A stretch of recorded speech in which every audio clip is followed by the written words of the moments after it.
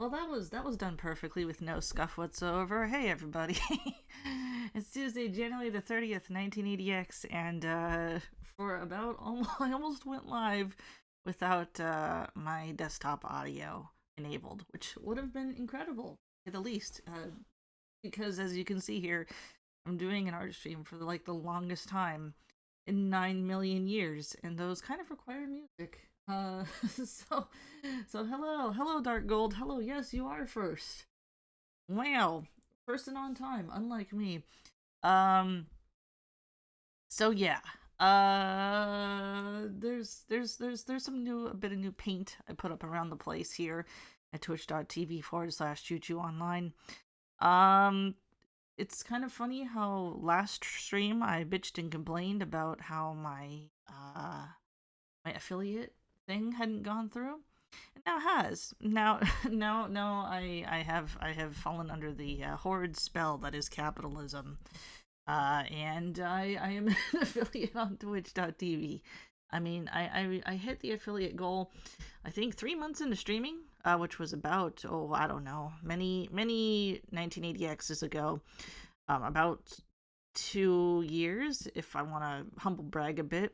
But I never turned it on because I was, as you all know, I appreciate, of course, anybody who donates or subscribes or whatever. But I always feel like that money can always better go to charity or someone else. But and I've been very lucky to be able to stream as 100% a hobby. I'm not in any particularly bad situation, but now comes the time where I too must have to monetize my hobbies, which is a shame. But yeah, yeah, thank you. I said, yeah.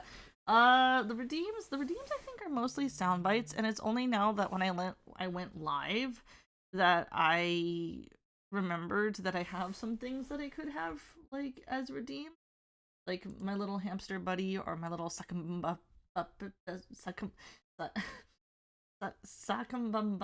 friend. But I didn't set those up. But the rest I do have, and so we'll see if they work. Because there's a lot of things that I started for the first time. Let me get some music on. Yep. So, oh Jesus Christ. Almost knocked over a glass. So even though this is a K-pop, technically a K-pop stream, because this is my first time streaming on affiliate and I'm a little bit more than terrified, I'm not going to be playing any of Zerobaseone's songs, which is a shame, because I love them. They are my 9 parasocial sons. I care them very much. I don't want to get a copyright strike first thing. So, here it is with Creative Commons music instead. Shout out to, Karl from White Bat, the workhorse of streamers everywhere, putting out them free synthwave jams for everybody. But for those of you in chat who aren't familiar with my my current brainworms obsession, Zerobaseone. Zerobaseone is a 9-member K-pop group based in South Korea. They were brought together as the winners of the reality idol show Boys Planet, which I have talked about and have threatened to make a stream about for quite some time, but I haven't because I haven't had the time to get around to doing it. But it's gonna happen, don't worry. That threat is still in effect. Yeah, I love them. They're great. They're incredible singers, dancers. They're chronically online. They're funny as hell. I need to generate a new layer. How do I do a new layer in Sprite? God. It's not in the layer. Oh no, it is. There we go. Cool. Let me actually just remember to name my base layer. Right. Cool.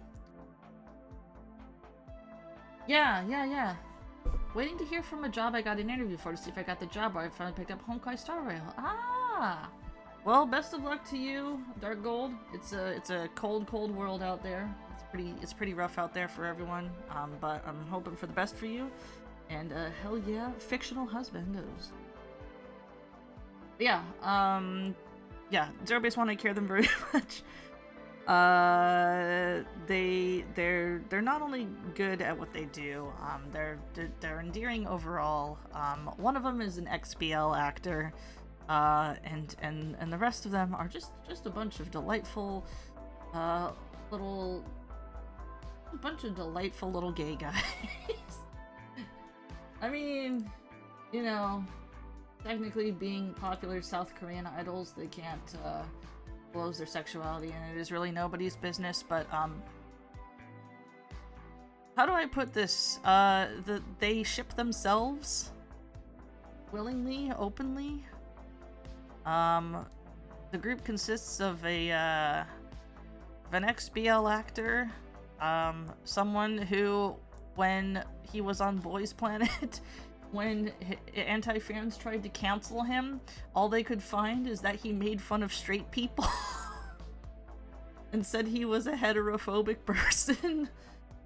An ex Voguer Tutter Whacker. No, he still does it, actually, which is rooted in queer ballroom culture. Yeah, the bisexual Canadian, and then Tay-Ray. Delightful. Yes. Well, I mean, as gay as you can say it, when you are being scrutinized on the main stage, being shot to stardom in a very short amount of time. Let me actually just get a reference photo up for them. You can see Matthew actually here in chat, which is the bisexual Canadian who's chronically online. Matthew, if you're watching the stream, hi. Get off twitch.tv. Don't perceive me. You're not watching this. You're in Korea. I don't think you really... You get Twitch in Korea, but like I don't think you'd be watching, you know, Knucklehead VTuber number 69 talking about the group. But yeah, if you want to get into their music, you can find everything that they've ever done on YouTube. You can watch Boys Planet, the reality show they came from. That emotional roller coaster ride is available on Viki Rakuten for free. I'm not sponsored, so there's adverts for free. Mnet. And their really short but endearing reality show, Camp Zero Base 1, where they all packed them off into the woods. It's about 3 episodes long, but it's also available for free on Viki Rakuten.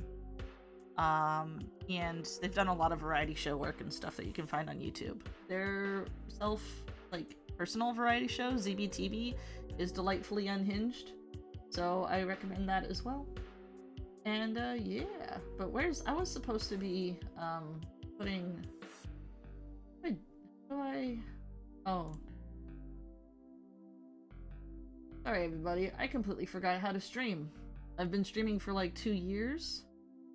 And completely forgot how to stream. What is this? Okay. The wrong overlay. Hold on a second. I don't even need to use this as a reference image. This is purely, strictly for y'all's reference here. Where are they? There, nope. There they are. There they are. There they are. There's my little guys. There they are. Oh, boys. Yeah, from top to bottom, left to right, we have Park Gun-wook. Is that Tay-Ray? Is that Kim Tay-Ray? Yeah, Kim Tay-Ray. No, that's Kim Gyuvin, Zhang Hao, Sok Matthew, Han Yujin, Sung Han Bin, Ricky, no last name, and Kim Ji Woon. And I care them very much. But we're here today to do pixel, not of the human, their human versions, but there's this thing that I found out that is like a marketing thing. It's very smart. I mean, most idols do it. VTubers do it too, where they have like an emoji or like an oshi mark that sort of represents them. And for Zerobaseone, they're all animals. So, we're gonna do I'm gonna try to do pixel art of all 9 of their mascot animals, not the emojis, but kind of like my take on the designs. There isn't really any. There is official like mascot pixel animal emojis that their company did. But that was before 2 of the members decided that they didn't, you know, identify with their government-assigned K-pop furry. So I will be doing the ones that they like. So I'm gonna put this here. I'll just put this here for my. Jesus Christ. But I'll put. And hopefully I can get through all 9 before my wrist gives out. I haven't been having any issues.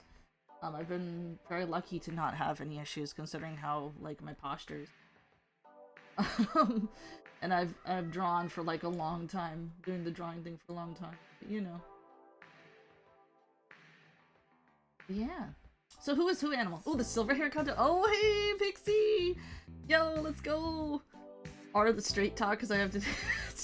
Shout out to Ricky for stealing my heart. Oh, the silver haired guy, yeah! That's Ricky. Young and rich, tall and handsome. He's charisma boss baby Ricky. Ricky from LA. He's from Shanghai, China. I actually did live in LA, specifically Irvine, which I think is fucking hilarious that he's from Irvine, California. He just looks like that. He looks like a manga character. That is his actual face. It's incredible that there's people like that just naturally look like that. He is Barbie.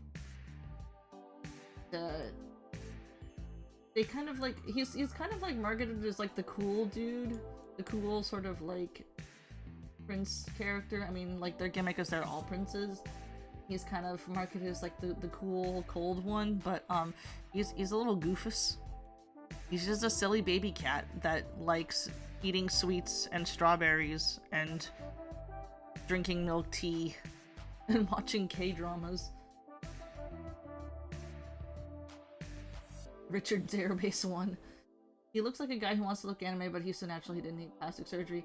Yeah, I think that happens too. He's also like rich for real. So I think it's just like when you have access to a lot of stuff, like just general, just being taken care of really well.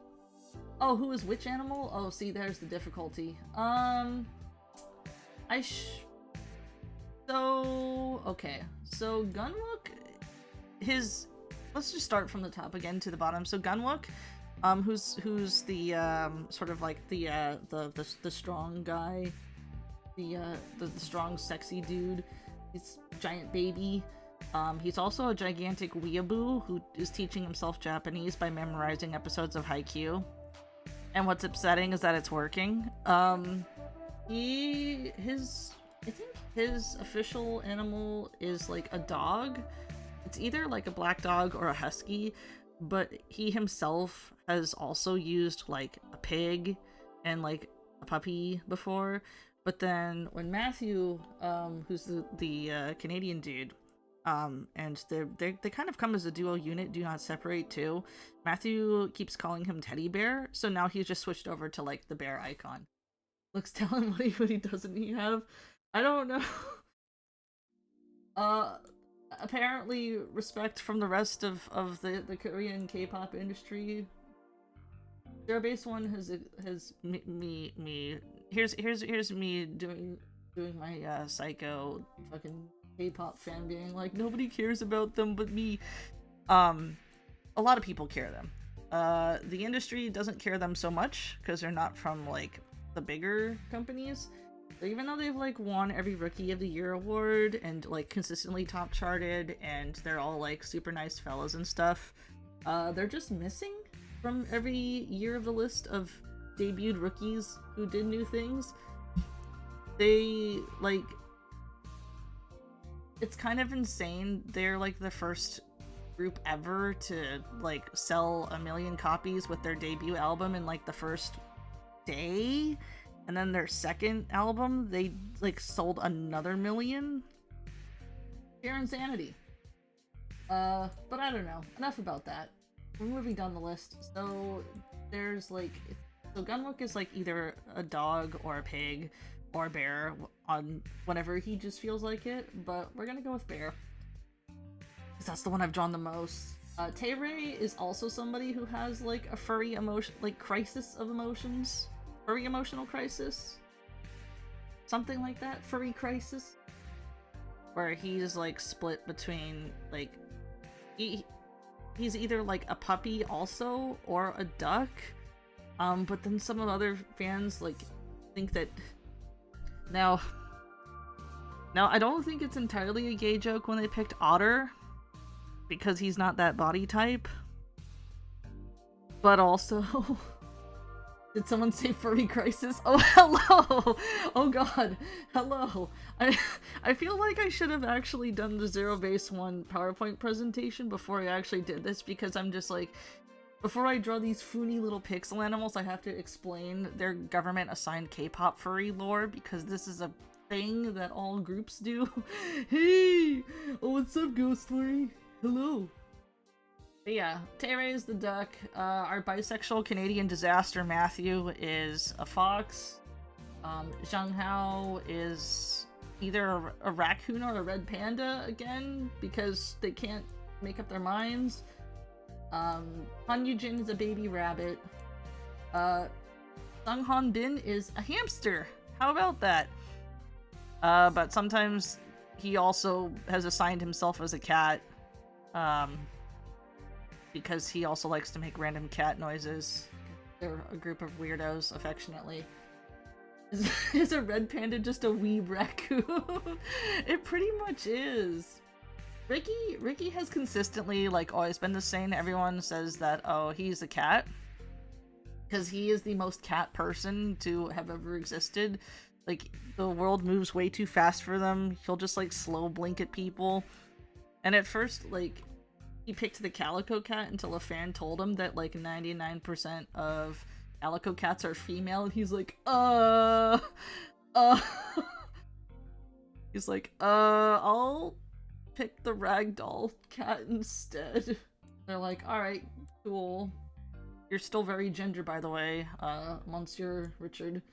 He is very special. Yeah, the world is just too fast for him. It's not his fault he moves at, you know, 1.5 like speed slower than everyone else. And then Jiwoong is a black cat? That was his government assigned thing, but then everyone's like, nah, he's a butterfly. So yeah, there's that.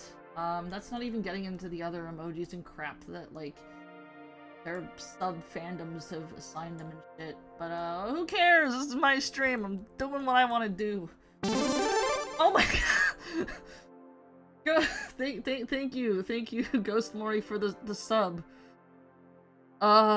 Mori, you could have just handed me $8 in person. You didn't have to do that. Ah! Okay. Oh, fucking hell. Alright,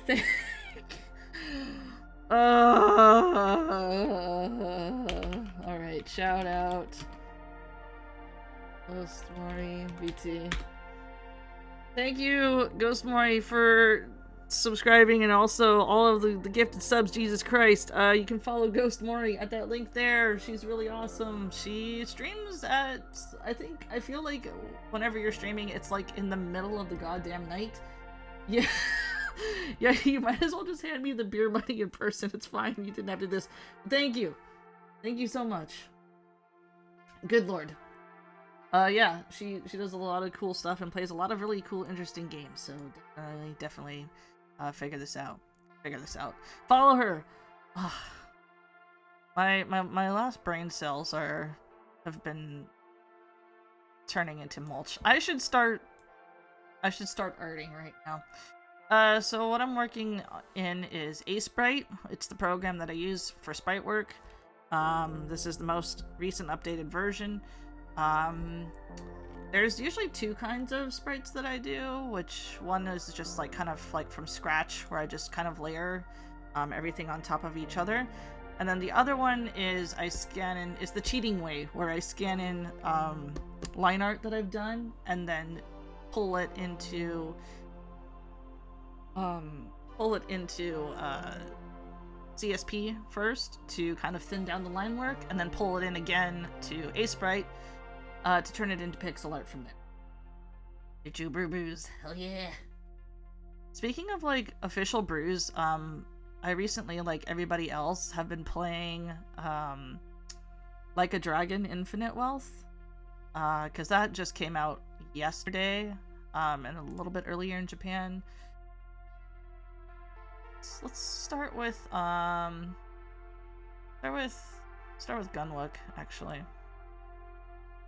So that came out, and I have been playing it. I'm just like playing it in little increments off stream because I want to sort of go at the game at my pace first, and then figure out stuff.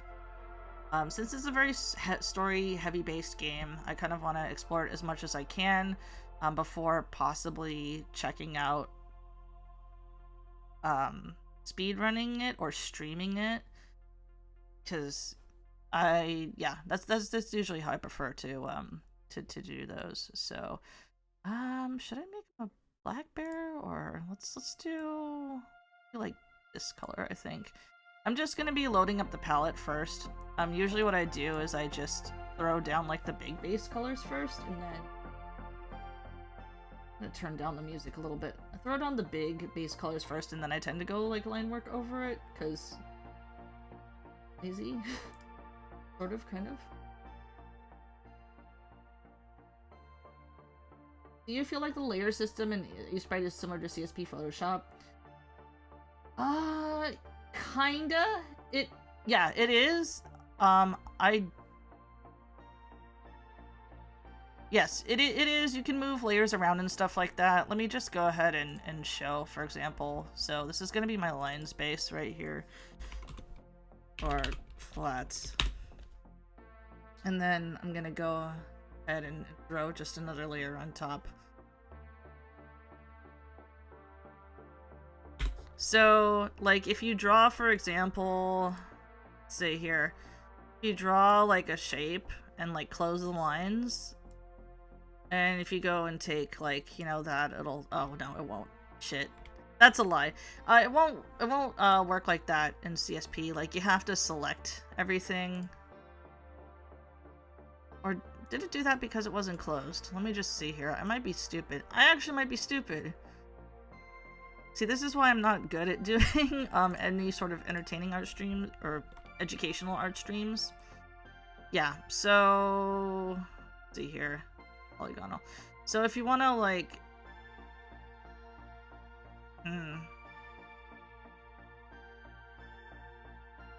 or maybe I could be wrong, because I'm pretty sure, like, there's a way to, like, if you just do lines and then just kind of, like,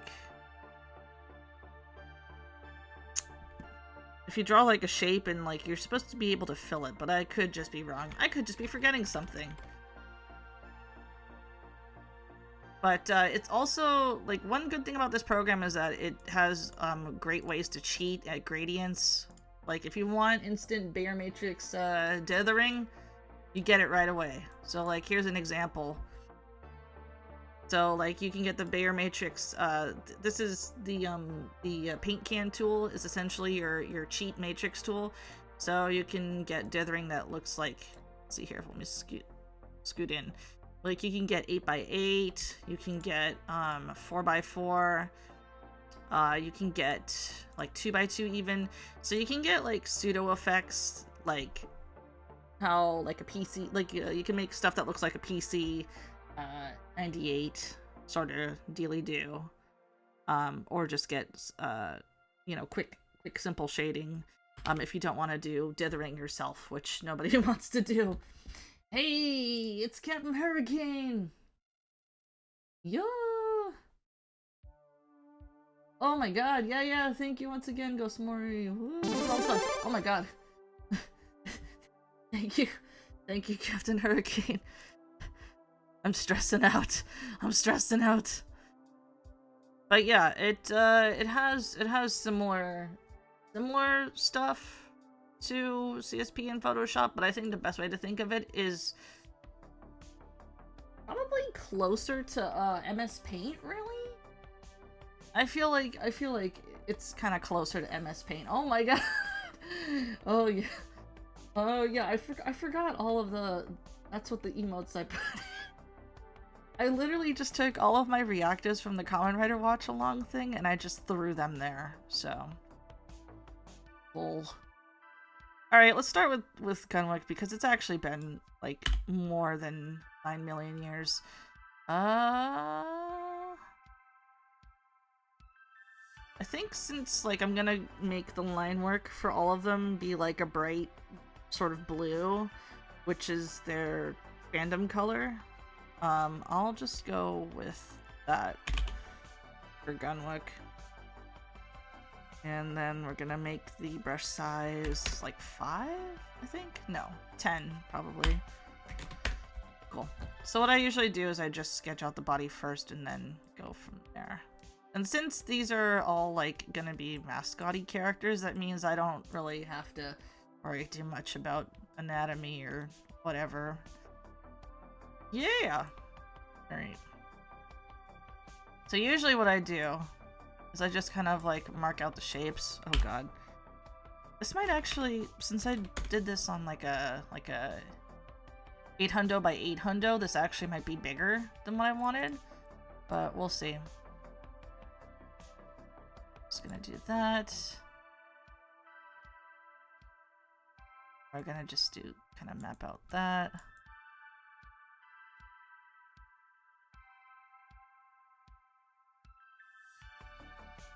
Ooh. Yeah, doodle time.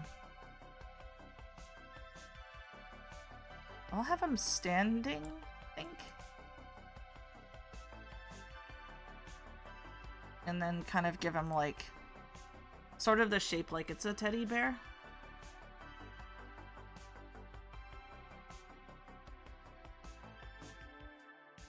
There we go. Something like that. And then what I'll do is I'll just go in with an eraser and kind of clean it up. So let's see here.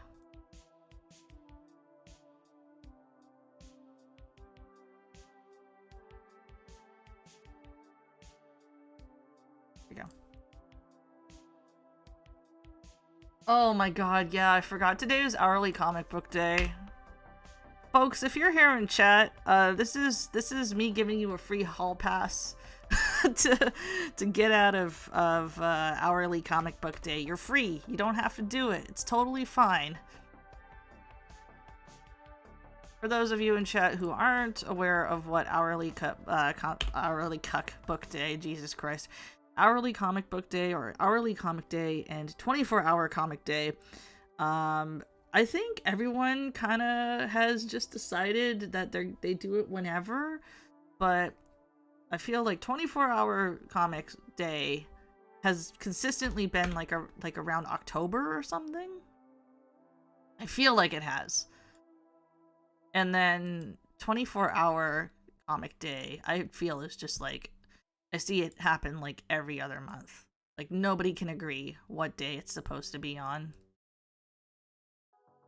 But the difference is that hourly comic book day and 24-hour comic day are challenges.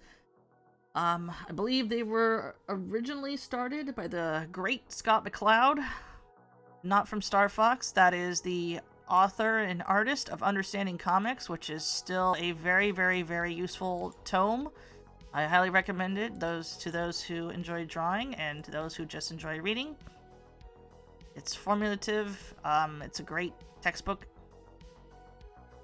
And it's a way to challenge and polish one's, I guess, work ethic when it comes to comics. Because the difference between doing comics and then doing, like, you know, one-off illustration pieces is that, well, to a point, with comics, like, there's a lot more shorthand and compromise, I think, that goes into doing comics. Because you're basically drawing a lot of the same thing over and over. Not to say that there isn't a lot of the same corner cutting that happens with illustration stuff, but I think, like, yeah. So with it's more it's more so with comics when you have like a deadline and so much to work on. Your 24-hour comic would be 12 hours of my soul draining out of my desk. Dude, when I used to do 24-hour comic day, that's like 24-hour comic, or sorry, the hourly comic day, which is that one, is you draw a short comic every hour, in any format about what you're doing in your daily life. And for some artists, it's a way to like flex on how aesthetic their life is. It's like, yeah, I talked to like my partners and I went out and I had lunch at this cute cafe, and I'm like, no, you didn't. You liar. For the ones like the years that I participated, it was literally like, well, here I am at work. Here I am at work again. Since you don't want 24 more panels of me, you know, being at work, here's some completely unrelated comic that I'm working on. Enjoy this instead. That's hourly comic book day. 24-hour comic day is that you have 24 hours to draw 24 pages. And the closest I ever got to completing that challenge, I think I completed, I want to say 17 or 18 pages. And I was so mad that I couldn't make the 24 comic deadline. It's 24 complete pages too, like fully completed, top to bottom, inked, cleaned up, lined, shaded, everything. As done as it's gonna be. It is a marathon sprint and you feel like death afterwards. What am I doing? Okay, so I have to remember how I did Gunwook's eyes. So we're gonna just put them in flats here. I'm gonna make this size 3.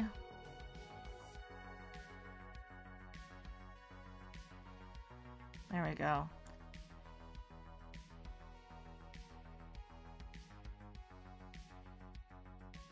Yeah, if you look at Gunwook's face, and I'm gonna just bring a picture. There he is. I should have had like my whole photo like library ready to go here.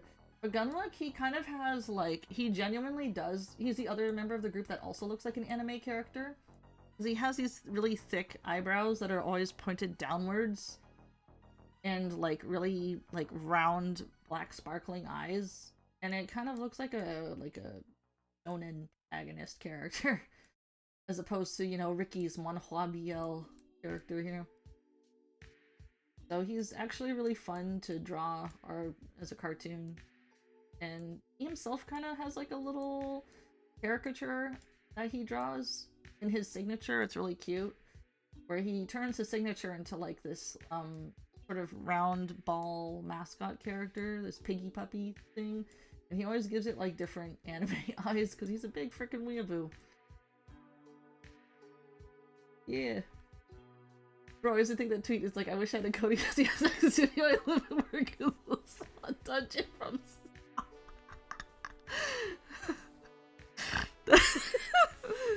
That's my streaming setup.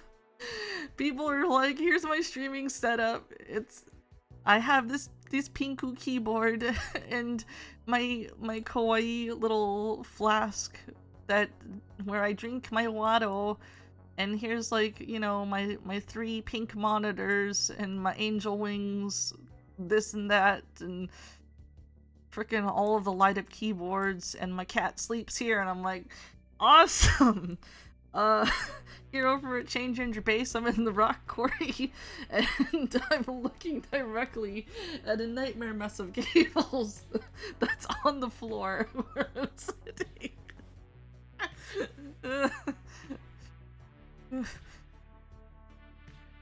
Like, it's kind of a miracle that I managed to arrange everything so that, like, my mouse wasn't, like, freaking hitting the microphone, and that I can actually use my keyboard. Chuchu blinked out of his... Yeah, I do that. Terrible snort, that's a deactivate. No, I'm already in 1980X, what are you talking about? It's always like that here.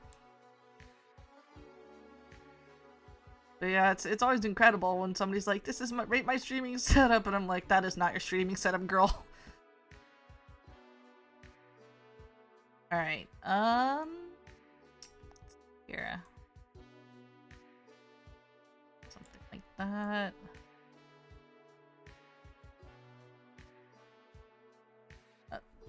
What you're gonna see really quickly soon is that I separated like stuff for lines, but it's gonna devolve into me just only using like 2 layers, I think.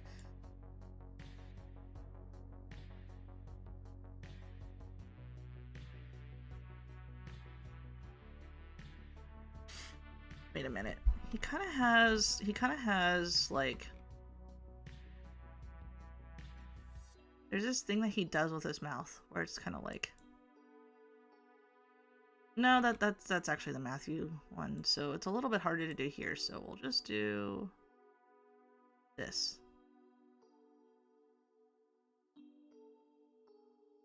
Okay. And we'll get those eyebrows done. Girl. Actually, we'll do 2, since that way I can kind of control the point. There we go.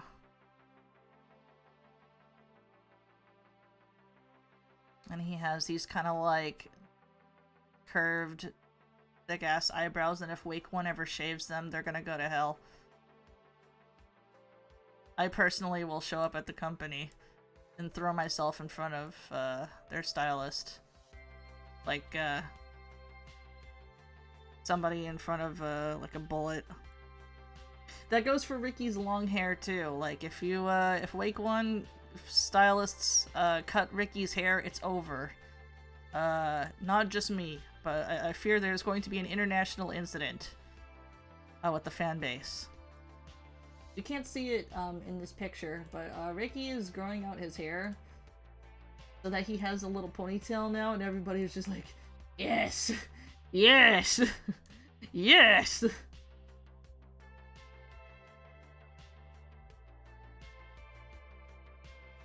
I just realized that, like, saying this, the stuff that people say about idols in general, and K-pop especially, K-pop being a mentally well-adjusted fan base, of course, would sound insane anywhere else, probably.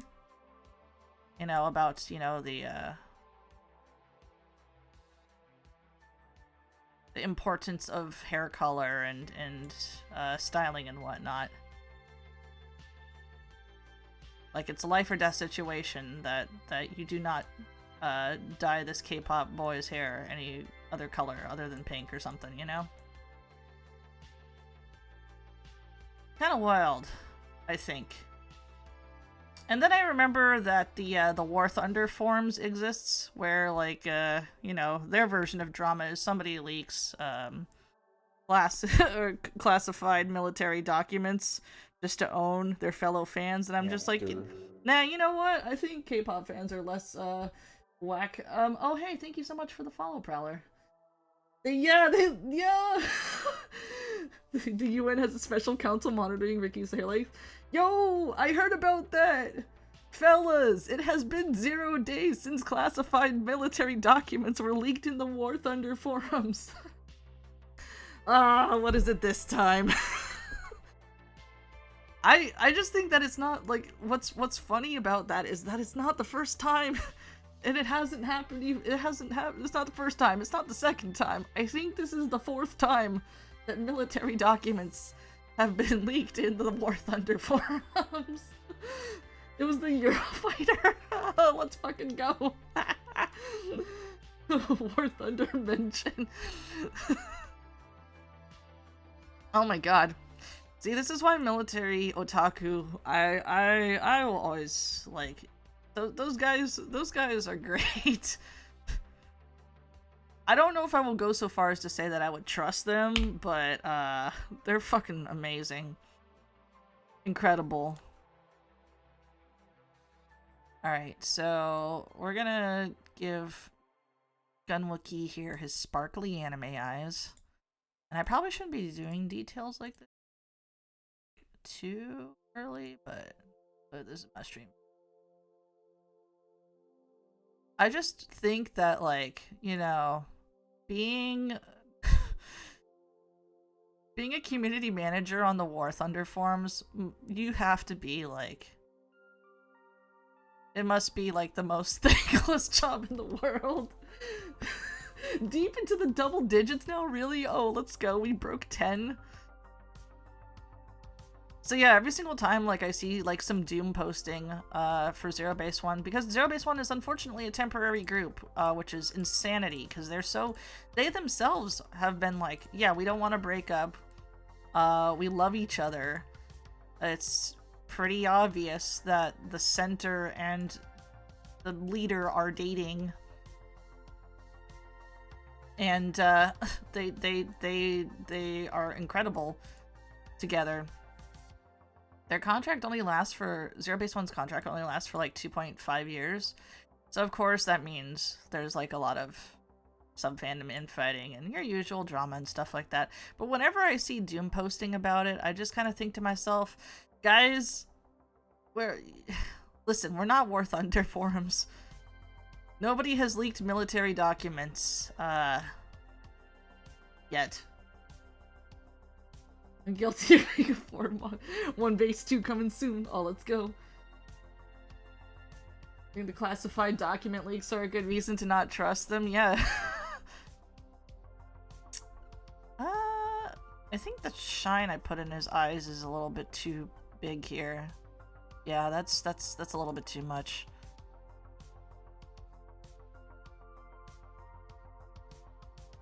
I really shouldn't be doing too much detail, but I don't know. Who cares?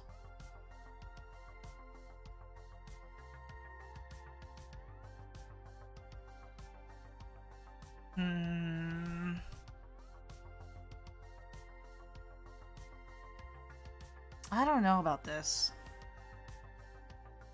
Oh, wait a minute. Oh, I see what I've done. Never mind. I see what I've done. Okay. I just, like, had a moment and just did it in reverse. Oops. So it's actually... Oh, okay, hold on. Okay, there we go. Oh, so yeah, actually, Ghost Mori, never mind, it is correct. You can just kind of like, if... I think what it is that if there's a shape that's colored in, you can change the color with the paint tool, the paint can tool. But I think it has to be like a fully colored in shape, because then it'll change all the pixels to that color. But if it's just like like lines and it's not like fully shaded inside, I don't think it'll go. I'm not sure. Maybe it also has to be on the same layer too. So in that case, it's it's less like Photoshop and CSP and kind of more like a step down closer to MS Paint and Kid Pix. And I'm not saying that in like a bad way. What's playing right now? Oh, okay. Yeah. Like, I think there's some stuff about A-Sprite that I'm still figuring out too, but whenever something works, I'm just like, oh, that's good. Cool. And then I don't think about it. Alright, so... yeah, this is what it was supposed to be. Because the other way was being some weirdo Sharingan junk. Okay, and this is... okay. This is what I wanted. So now...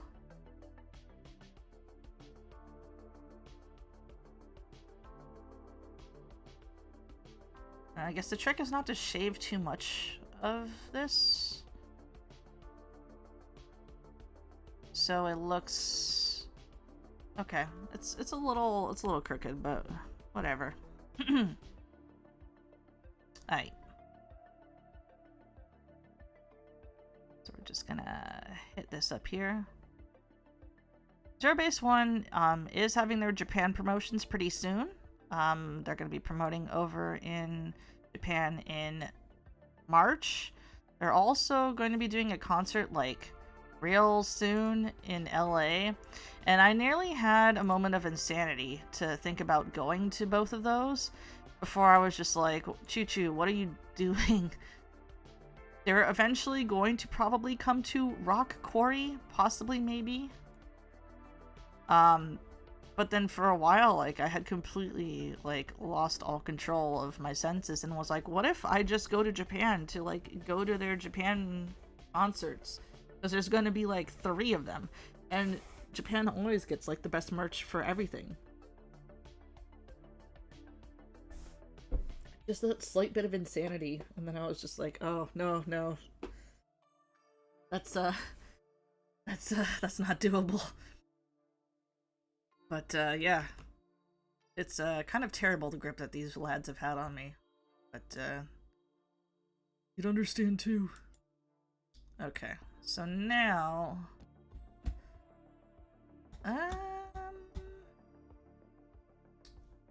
we're gonna... Let's go ahead and throw this extra bit here. Bobtail. Cool. Right. Lines are gonna go over that. Switch into that. And hopefully I don't mess this up with my shaky ass hand here. If anybody wants to know what tools I use for drawing digitally on the computer, I use the best digital tool of all time. The most up-to-date, too. That's right, I use a mouse. That's it. I use the mouse. People are just like, what Wacom... People have asked me, like, what Wacom tablet do you use? What kind of tablet do you use? And I'm just like, mouse. Mouse and keyboard. Oh, because you're a hamster? No. No, I mean the actual mouse and keyboard. It's more comfortable for me, honestly. I don't know why. I think this proves that I am a boomer. I take hamster for real. Absolutely. Yeah, although I felt vindicated when I learned that the dude who did, what was it? I think it was like either the concept art or like the original illustrations for the first Halo. He also did them like with a mouse. Just with a mouse. And like fucking Photoshop 2 or 3 or something like insane like that. And I mean, at first you're just like, well, Halo is probably like, what, an old game, right? And it's just like, well, no, now that you think about it, like when Halo was released, people were, you know, not using those programs. Okay. This I need to... There we go. I forgot. Does this do a straight line? What button was it? Was it control? No.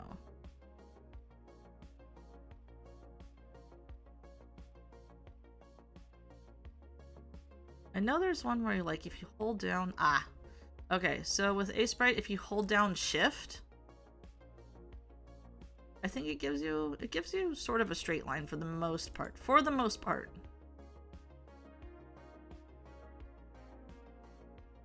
Halo CE. Yeah, people were already on to like 3 or 4 at that point. And I think when they asked the dude, when Bungie or Microsoft or whatever asked the dude to like redo the art for it, like he made like a new piece with also like just the mouse and that old ass version of Photoshop that I hope is a pirated version of Photoshop, because that would be fucking hilarious. But that was vindication, because like if you've seen those pieces, they're incredible. They look like oil paintings. And Buddha did that with a mouse. Like, good for him. Yeah, I think I'm gonna cut in the chin a little here. Yeah. Okay. I love the guy that does landscapes in Excel. Oh my god. That's like technically like ASCII art, isn't it? You're just working with like ASCII art on like a bigger thing. I've played a game that was made in Excel spreadsheets. It was like a choose your own adventure game. And now it's different from, like, you know, people have gotten doomed to like play in Excel and so on and so forth. Like, I know that meme. But it was for a game jam that... Yeah, it was for a game jam that I was, like, kind of adjacent to. Not fully a part of, I think. Because I had done art for someone else's game. But I did play the Excel spreadsheet game that somebody else had made, and it was pretty fun. Can't remember what it was called, though. Oh, the colors, the cells. Spreadsheet cell is just a long pixel, yeah. Alright, so unfortunately, due to, since this is coming up, and I do want to give you guys a real big heads up warning, since I've succumbed to the failures of capitalism, and have a affiliate thingy. I gotta run stupid ass ads on this thing. Nobody likes it. At the hour mark, I'm gonna run like about 3 minutes. I know, sucks. I'm gonna run ads. It's gonna be like a 3-minute BRB.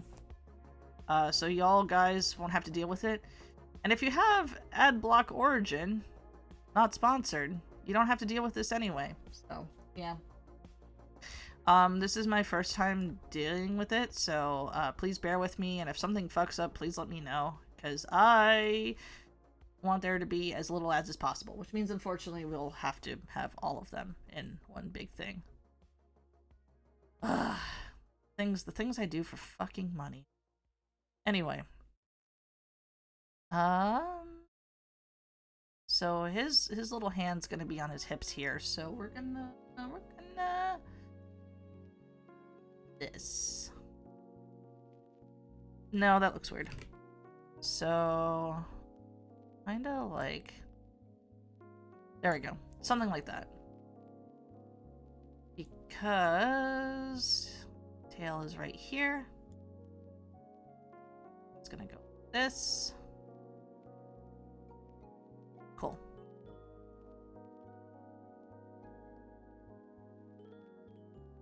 There we go. I'm actually gonna fill out the shoulders on this dude a little bit more. Because thanks to Matthew being a menace, Gunwook, the minute he turned legal, has decided that he wants to be the slut of the group now, and that's upsetting. So he's just like, I'm gonna hit the gym, guys. I'm going to be so hot, and I'm like, great. Thanks for telling everyone. But when Zerobaseone was on the variety show, for this other group, this other Japanese / Korean, like, group and team, it was a Japanese variety show called Team Gakuen, and so they did the Japanese variety bangumi thing where they went to, like, the amusement park and played children's games together, and took it way too seriously. The fucking announcers were just, like, calling Gunwook and Matthew Mookie Mookie, and I was just like, oh, they're gonna do great in Japan. God bless them. He's no longer baby. He wants power, dude. The first thing, it was funny. Like, his literally on the dot when the first minute clicked over when he turned 19 years old or 20 years old, he was like, here's my mame cover with me almost taking my shirt off. All right, bye. And everyone's just like, who? You stop that right now. This is not okay. Where is the rest of the group to keep you in check? Emotional damage. And speaking of emotional damage, I'm gonna have to Strips refuses to elaborate, leaves. Yeah, speaking of that, I'm gonna hit our first BRB here. So this is your chance to get up and get some stuff, refill your drinks, and smoke some weed or whatever, because I gotta run 3 minutes of fucking ads. So yeah. Oh, that's right. Oh god, I didn't set up the Discord. I'll set the link to the Discord sometime too. The Gatai Universe Discord, but see you in a bit. Hold on.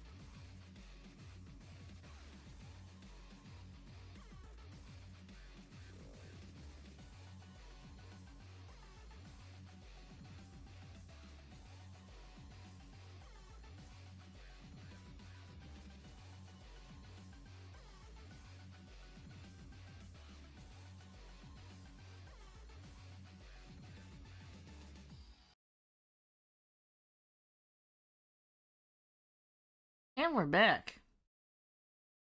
And we are back. Did you know, chat, that the name of that particular song from Like a Dragon RGG7 is called Yokohama Crack House? Neither did I. Anyway, let me just go ahead and change the... I blew through, like... stuff, so let's go down the... Oh, we'll go here. Yeah. You're watching the Tooch on twitch.tv. You know, honestly, at the end of the day, all VTubers are just living out our Tom Toonami dreams. This one's for you, Steve Blum. This is your legacy. Just some little guys talking about gay little anime boys. On twitch.tv. /Chuchu online.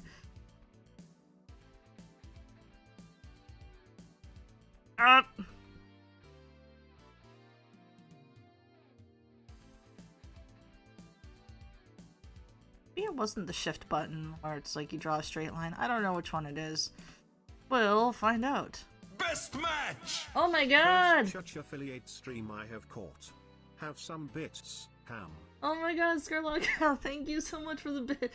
Wow, I'm doing that fucking VTuber thing. Wow, chat, thank you so much for the bits. Seriously though, thank you for the bits and stuff. You didn't have to, but you did. Empter. See, I know I have like the sound alerts set up too. I don't know if they actually work, so if they are getting played, then they're getting played, and if they're not, they're not. I promise they're all very funny and original. Did not hear. Oops. Okay. Why aren't they working?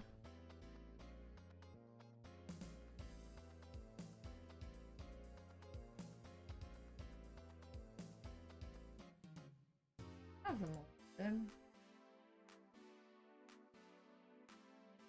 Stream alerts. Not working. Let me see here. Alerts, that's the coffee one. Did I have coffee alerts twice? Did I just not add them? That can't be right. That's my Twitch alerts.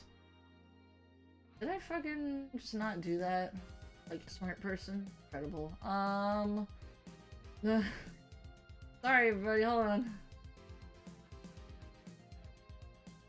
My alerts. How select all channel point rewards. I don't have to add them to OBS, do I? Am I dumb?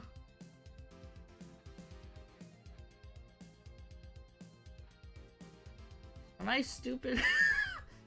Do I have to add this as a frickin' browser source? Where is the browser source? Is my question. You have to add a sound alert?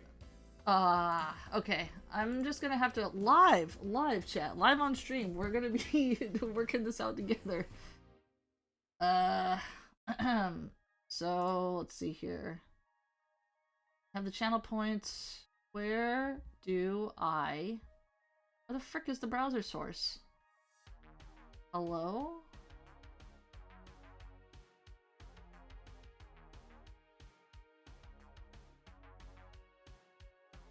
Settings. Where the hell is the browser source? Moderation. Am I just not finding it?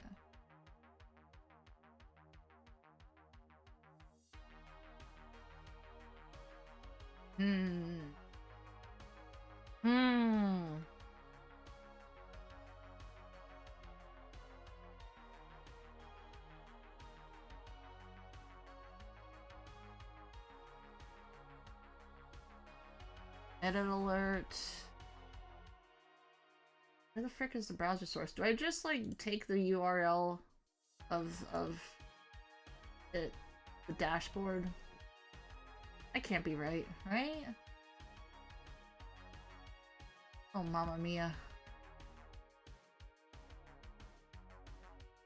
Sorry everybody.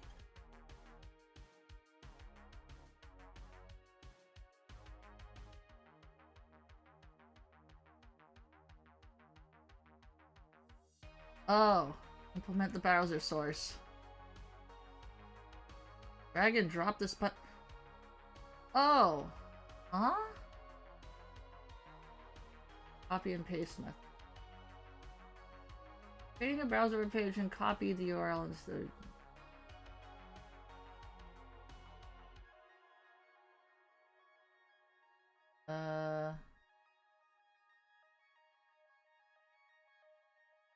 Oh, you can just straight up put the alerts buttons in OBS? What the hell? Copy and paste method. Yeah, that makes sense. That makes sense. Okay. Now hopefully this works. And if it doesn't, then shit.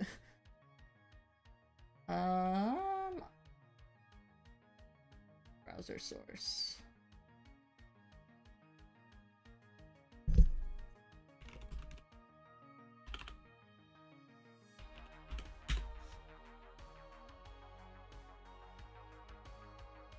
Okay.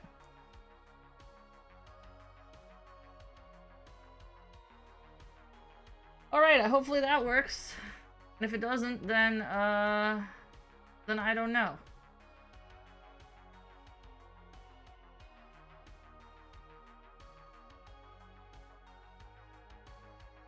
So, we'll test this shit out live on stream. I will test.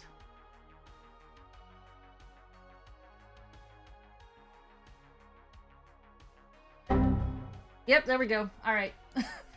That's all I had to do. Sorry. Yay! Woo, we did it. Oh my god, noises! Noises are enabled. I will play the hamster for you since you spent points on that. So let me just go ahead and find that. Yes, I have sound alerts active now.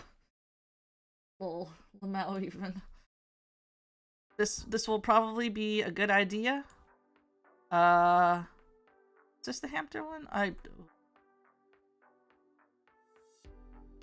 see here. Let me see here. Where is hamster? Hamster. There we go. Okay, rewards on cooldown. Good job, me of the past. Thank you, Skylarka, for doing that. We did it. We did it. We all managed to play a sound on a keyboard, essentially. Cool. Anyway, you're watching twitch.tv/Chuchu online. I'm always prepared. I'm a veteran streamer. Auditioned for Nizi Sanji 3 times. Got rejected 3 times. Professional, you could say. Yeah, all of us together. It's just like, how many VTubers and streamers does it take to screw in a light bulb? The answer is all of them, including chat. Thank you very much. Okay. Niji Sanji's lost my gain. Okay, I think we're almost done with outlining Gunwook here. Probably wanna not like spending too much care on on the lines.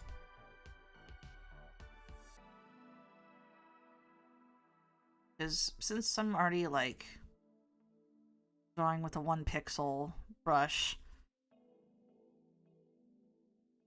it's gonna be kind of jagged. This isn't the smallest pixel brush you can use. I've used like half decimal brushes too, or pencils. But that's if I really want to get anal retentive about curves and stuff, and I kind of want to keep these quick, so just go with this. Also, it's like easier to see from a distance too. I just realized since I'm doing this on a canvas that's like slightly larger than I'll usually use. I'm trying to fit everyone on it. Like, it might not be best, but okay, we'll do that. And I just drew on my lines layer. That's totally fine. I won't think about it. Don't worry about it. There we go. Cool. Yo.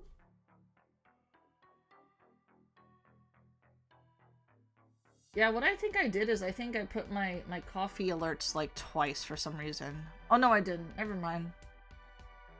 I'm genius. Don't worry about it. Let's see here. Do I want?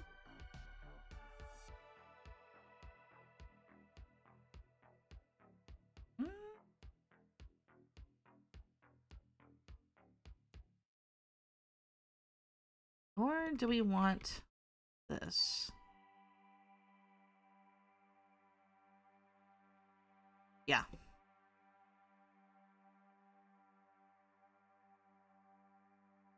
I'm still on my line space. What am I doing? There we go.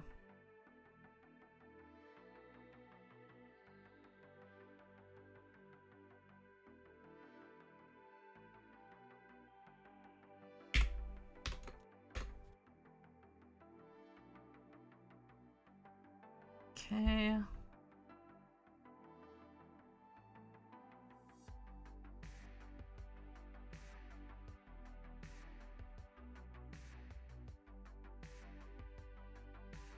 There we go. Then... Fuck.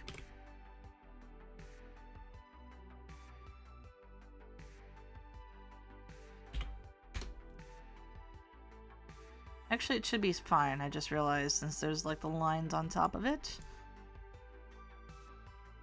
Or it's not fine.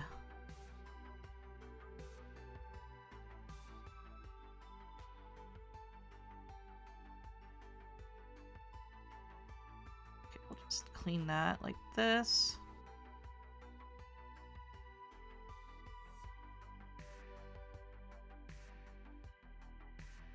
That way I can at least get rid of the top line. Okay.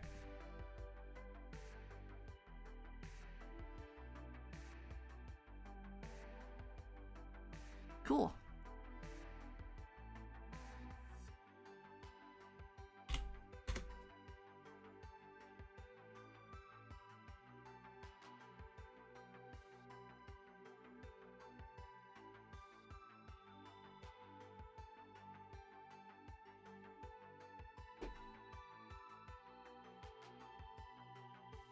I'm gonna try to not gulp directly into the mic.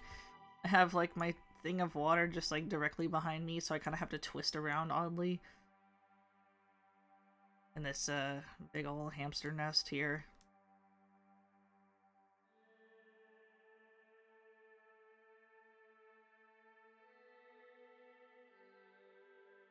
Yeah.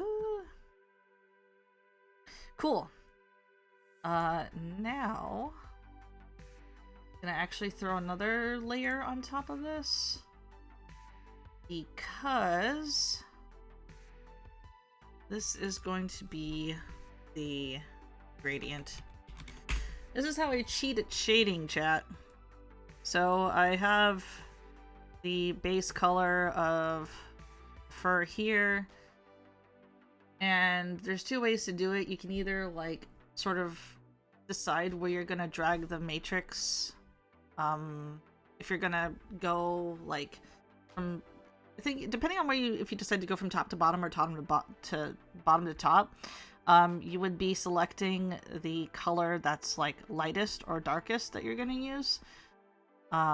So for example, let me just go ahead and show. So we're gonna go with the bare matrix. We're gonna go with the 4x4, I think. And what it does is it basically throws a gradient on top. So this is gonna be,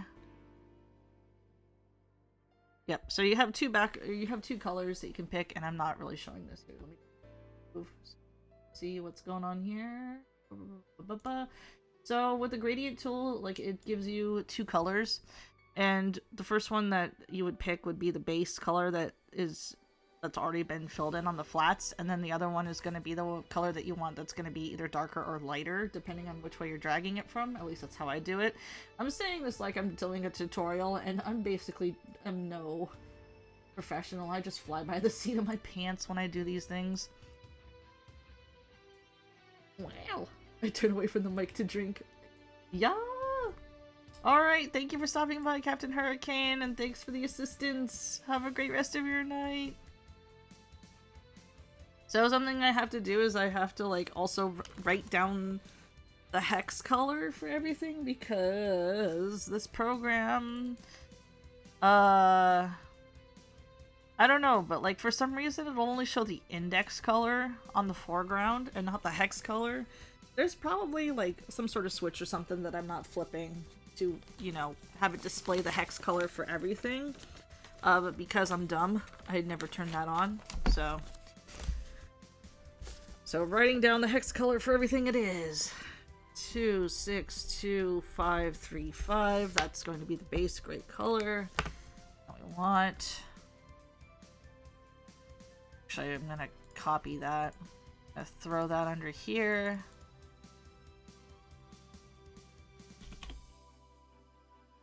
Go.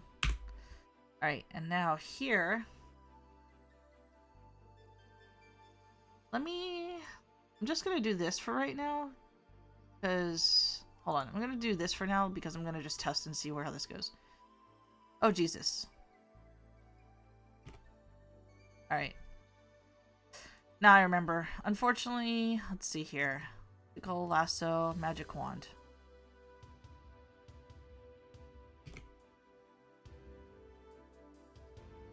Okay, so you select the area that you want hit with the gradient.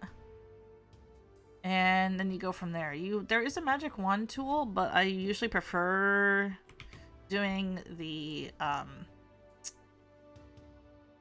like polygonal lasso, because that way I can just like pick sections and kind of cut them out. And I have like kind of a no, okay, that's not behaving. Hold on a second. What are you doing? Optical marquee, rectangular marquee. Gonna have to be the regular lasso. It used to be where like you can just like click point, but I updated before going live, so I don't know. Place add from selection. Because normally you would be able to just like click and select what's going on. Add to selection, subtract.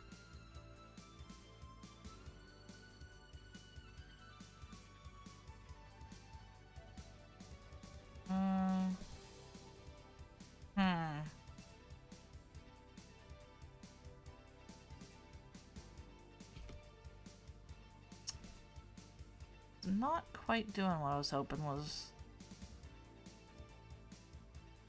This one is only...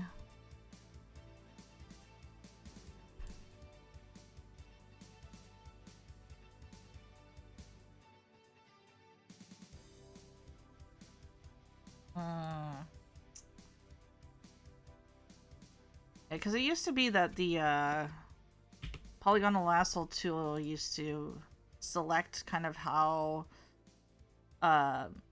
GIMP selected, and I liked that because you could just like click and just kind of go that way because I'm lazy. But I guess I'm gonna have to go with the lasso tool, or what?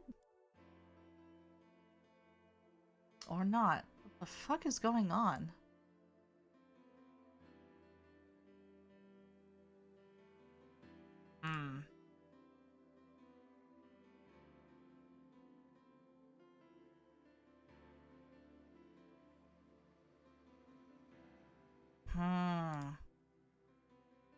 Yeah, I feel like it's only stuck on the marquee tool.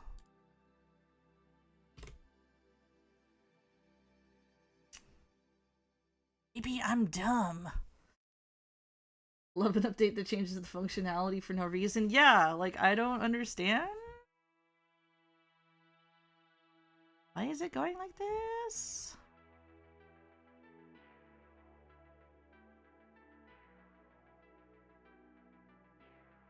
Because normally you would click like that and it would do that, but let's see. Oh yeah, so you can also load preset color palettes. I just said as if I just discovered this now. Which is very helpful. So if you want to do something that's in the style of like the Game Boy or the Atari 2600 or the Apple II, it has the colors that it can specifically use there. Okay, this is wild.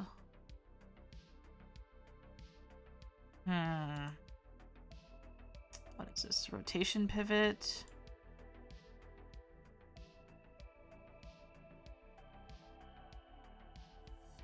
No, that's not it.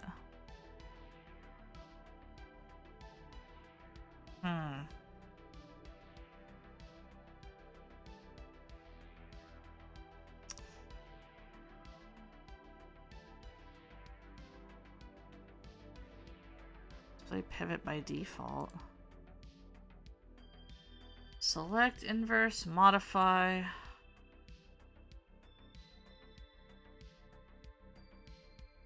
I feel that this is what happens whenever, inevitably, when an art stream happens. It's like, here I am, chat, and I have to change the properties of this tool somehow. It wasn't a line tool.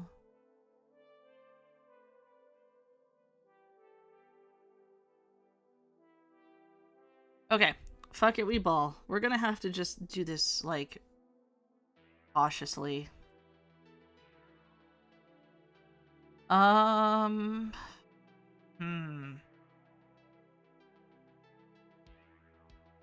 Okay, so that's how it's gonna go. So, since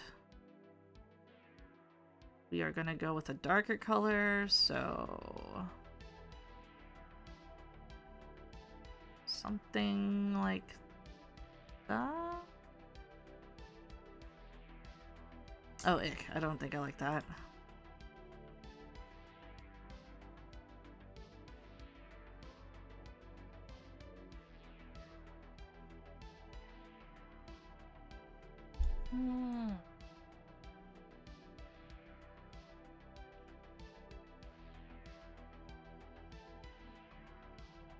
I don't know about that either.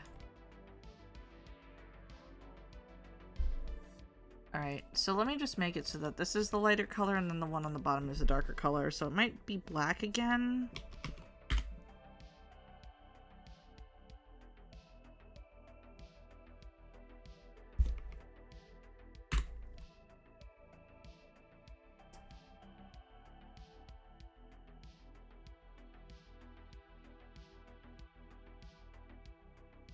That's a little bit too dark, I think.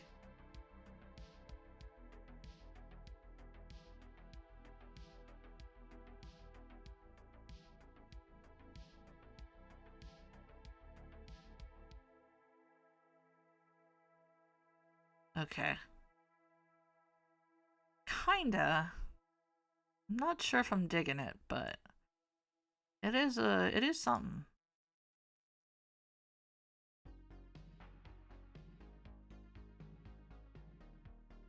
We're gonna go with the lasso tool, I think, on this. So, we'll drag this up.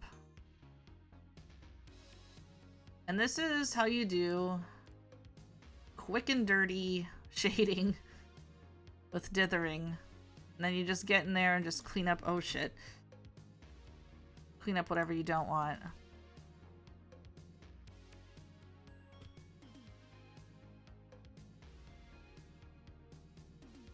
This is the one. There we go. Yep, like that. A lot of pixel art is just like slapping colors down and then just kind of going in there with an eraser and then just making it look as clean as possible. Hey, Thunderbird! Hello, hello, hello! Yo! We are pixeling some aminals. Yeah, actually, now that I look at this, I kind of dig it now. I'm kind of digging it now that the lasso tool is cooperating with me.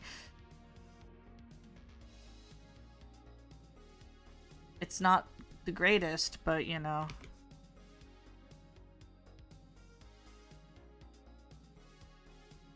Just gonna do this. We're gonna do this. We're gonna do this. Okay.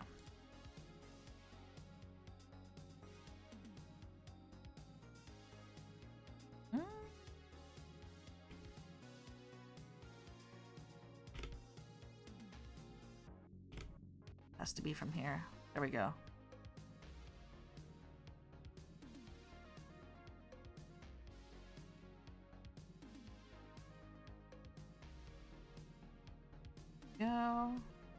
that up.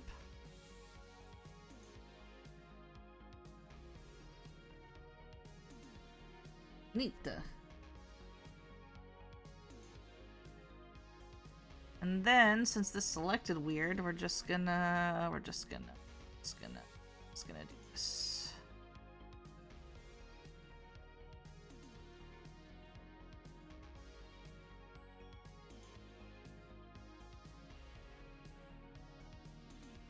Oh, why is it like that? Because it's the gradient. It's on top. Is it the lines?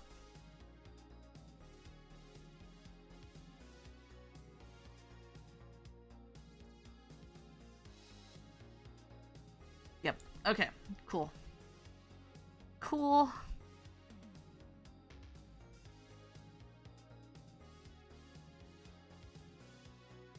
I think.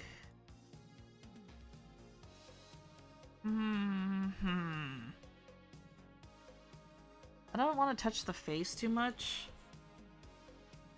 But if I felt like super insane, I could. Yeah, I do feel super insane. We're gonna do this. And we're gonna throw this on the gradient. So this one is FF9 EAF. FF8 EAF.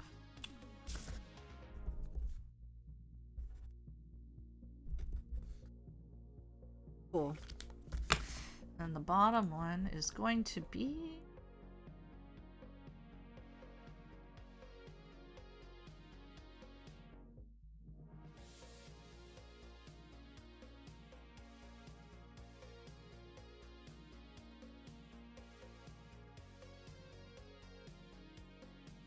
I don't know if this color is too light, but or too dark or too similar to this color, but we'll find out, I guess.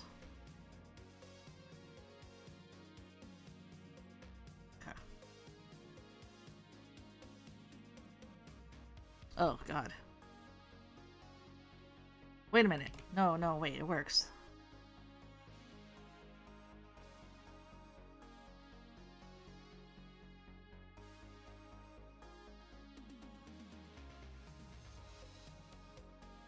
Just clean that up.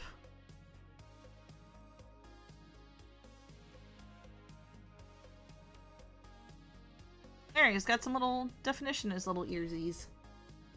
Yo.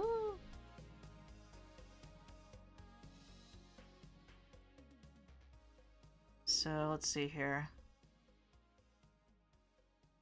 With the amount of time spent on Gilmuk, I don't know if I'm gonna get through all 9 of them. Oh boy.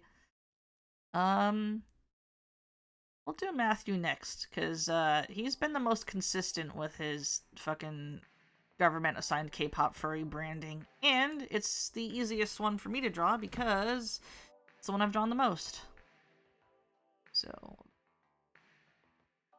that... there we go.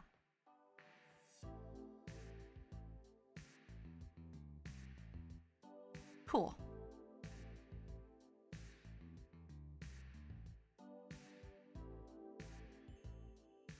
Neat.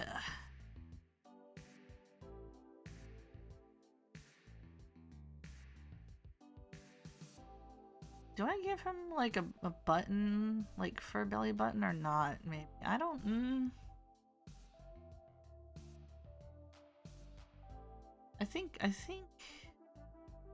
it might look a little weird, but let's see here. Let's just try it out. Because sometimes I've drawn it and it looks cute, and sometimes I've drawn it and I'm just like, nah. I don't know. But it'll break up like the... No, actually, never mind. I like it. I like it. So we'll just go with that. And have this be kind of like a white sort of center.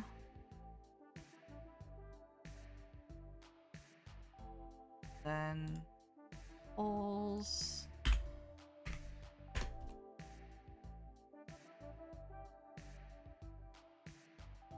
So it's more like an actual teddy bear as opposed to like a bear.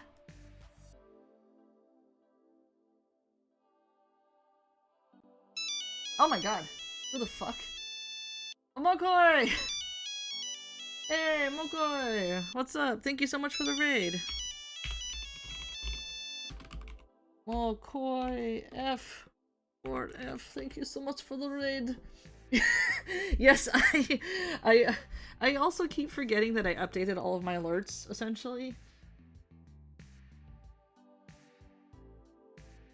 Hi, I'm Dick. Alright. Great. Mokoi, is this one of your dudes? Mokoi F for everybody. Thank you so much. What were you streaming? Speediest little monster. No idea who this dude is. Alright, thank you for letting me know.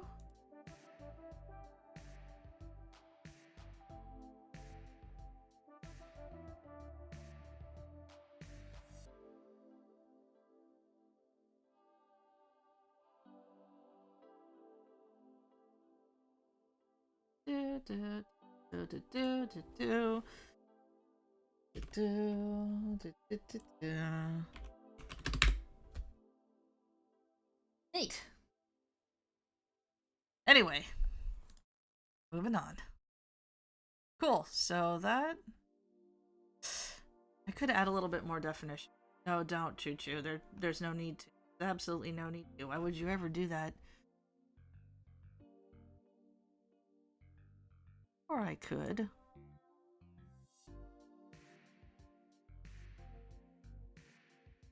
So there's some definition.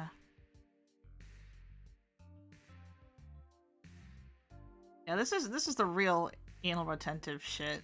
And this is actually, I think, why I like doing pixel art, because it allows you to be like as sloppy as you want to be, but also like just focus hyper hard on details that nobody will ever see except for you. Maybe their name is Richard. They meant nothing bad. Maybe. If so, I'm sorry. What was your name? Bible Camp Victim 3? But who would have known? Anyway, this first one, there's Gunwook. Hey! Park Gunwook.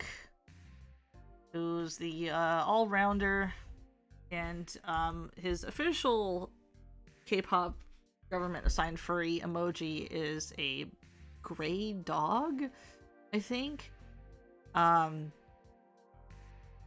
It's a teddy bear now.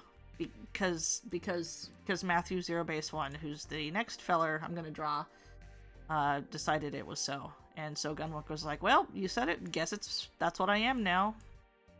And he is basically just a big giant teddy bear too. He is giant baby. Okay, so next one is we're gonna go with the Canadian, Vancouver's finest. There he is in the pink hair. That is Sok Matthew from Vancouver, Canada. He is really good at dancing. He's the shortest one on the team. Amter. Thank you so much. Take a look for the follow. He is just a little guy. And much like people like myself and Captain Hurricane who suffer from just a little guyism, he just says whatever the fuck is on his mind. The fact that he is just a little dude who is cursed to speak eternally in cutesy Korean, because that's the extent of his Korean, just means that he can say fuck on national television and everyone thinks that's adorable. How knowledgeable in K-pop are you? Not very. I know some groups. I know Gangnam Style. And I watched all of Boys Planet. I follow pretty much only the groups that are from Boys Planet. If you ask me to identify who the members of BTS are and he pointed at a photo of them, I could not tell you who was who. So I know more about J-pop and J-rock than I do Korean pop music in general. Alright, so the question is, do we... no, we're gonna go with, like, kind of, like, yellow. Matthew's hair is currently pink right now, but it kind of goes between like strawberry blonde and something, and Fox is kind of orangey, so actually this is a good color rate. Yeah, Tora! Hello! How are you? How are you? Glad to see you here.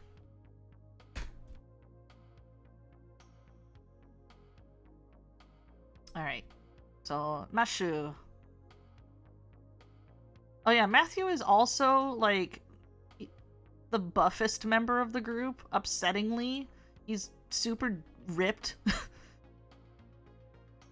How's it hanging, Hamster? Oh, it's hanging. It's doing pretty good. I've succumbed to the wiles of capitalism, as you see here. But I'm having a pretty good time.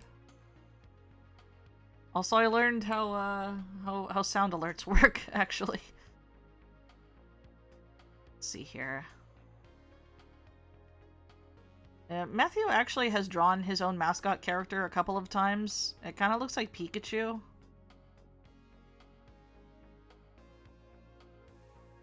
But its name is Woo, because I think like the Korean word for fox uses the syllable woo, W-O-O, or oo.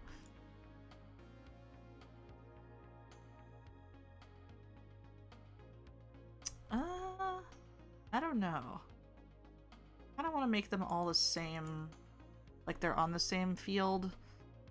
Hold on. Let me do this. Line 2. I mean, technically I could just like select and grab them once I flatten the layers and move them around, but I'm also wanna... Yeah, let's not worry about that. I don't know what I'm doing. Legally distinct to Machu. It's funny, yeah, he's also like the Pokemon fan of the group too. So, you know, everybody's just like, this thing, this yellow fox mascot that kind of, not quite, but sorta looks like Pikachu.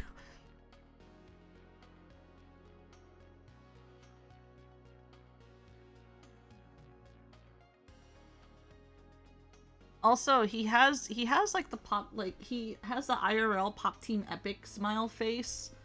Like this photo doesn't really do much justice to it, but like it literally is the cat. Yeah, because like has this weird half smile in this photo, but he actually has like the ooh woo face. I've never seen that on a real human being. That is wild.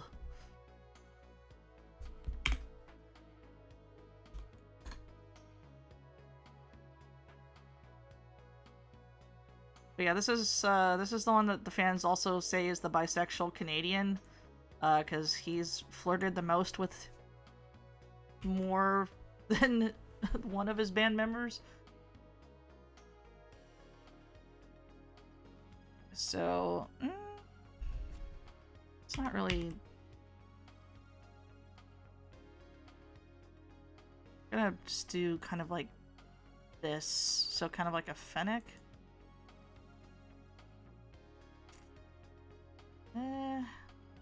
Already it's asymmetrical right here. That's not good. Ugh. Shorten that.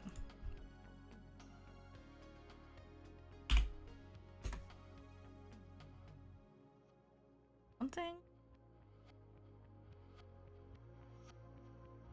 I don't want it to be too round, but also I need to stop being precious about shapes.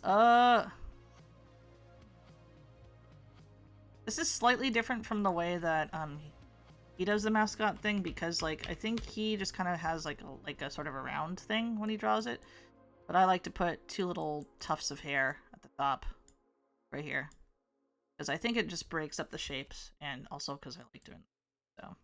So you're gonna have to deal with that, Sock Matthew.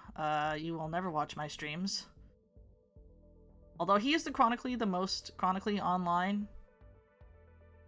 He has just popped up on Twitter and on the Mnet thing to say a funny meme and disappear back into the ether, and that has shocked the life out of everyone. Ricky too. Ricky like lurks on TikTok, and that is upsetting. Now, granted, if you're like a popular artist, you're gonna do that, but but you don't want to be perceived. Yeah. Oh yeah, no, I was stating earlier that like the little assigned personas are like actually part of a marketing thing, because like I'm not sure where, I think, I don't want to give full credit, but there's a Nijisanji VTuber who is actually retiring real soon. Fuck, I forgot her name. Good lord, I'm so sorry. She's part of the first generation. She's the blue-haired chick with the pigtails, like first generation Nijisanji Japan, where she was one of the first to use like an emoji to kind of like sort of like express who she was online. I don't think it was like a VTuber thing though, because I think like J-pop and K-pop artists have done that, because it makes sense because of how you know on SNS you only have so many characters you can use. So instead of typing your name or something like that, to show who's in charge of, like, who's posting, quote-unquote, on, like, your official group account, you would just put, like, the emoji and then, like, say, like, oh, I'm saying this to the fans. But it works because, like, not only is it a way, like, a good way for fans to remember who is who, but people will also, like, you know, assign them a persona. Basically, government assigned them like little personas based on their personality and stuff. And I think in like most Asian cultures, people are more likely to say like, oh, this person acts like a puppy, this person is kind of like a cat, so on and so forth, and less so in Western pop, I find.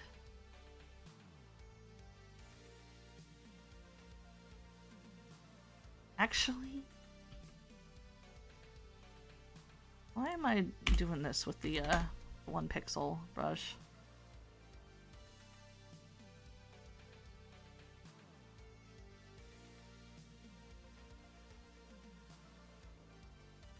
Ooh, I don't know, that's some really long arms. Oh, gotta give him little baby arms. The arms of a baby. Little baby man. There we go.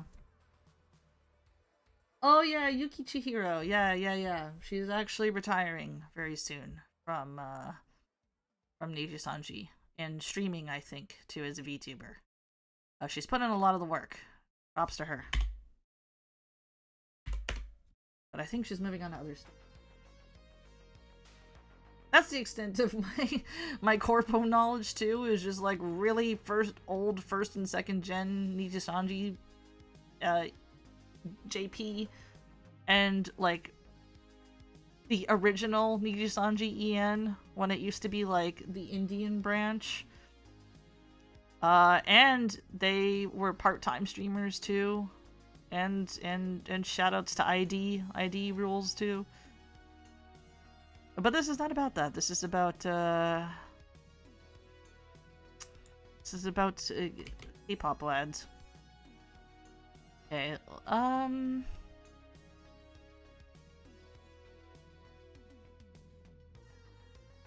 so I'm gonna do this, and then I'm gonna have to just kind of remember where his arm is. I should probably just throw that down, because I know I'm gonna lose it once I, fill it in. Not funny pixel friends, flesh and blood idols.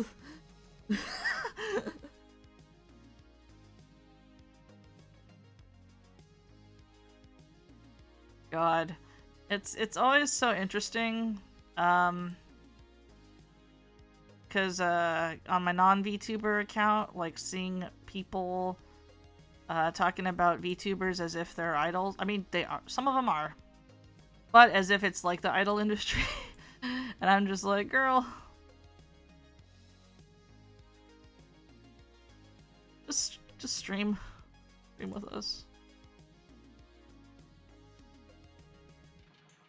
We do have slightly more flexibility, I think.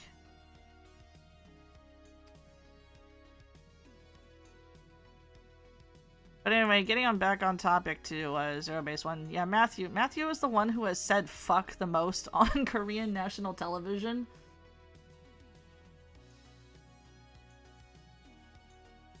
They're just asking, Matthew, what Korean words do you know? And he's just like, well... And then the leader, Sung Hanbin, is just scrambling and just being like, please, God, not today. Oh. Please, not today. You can only say that you're a funny foreigner guy so many times.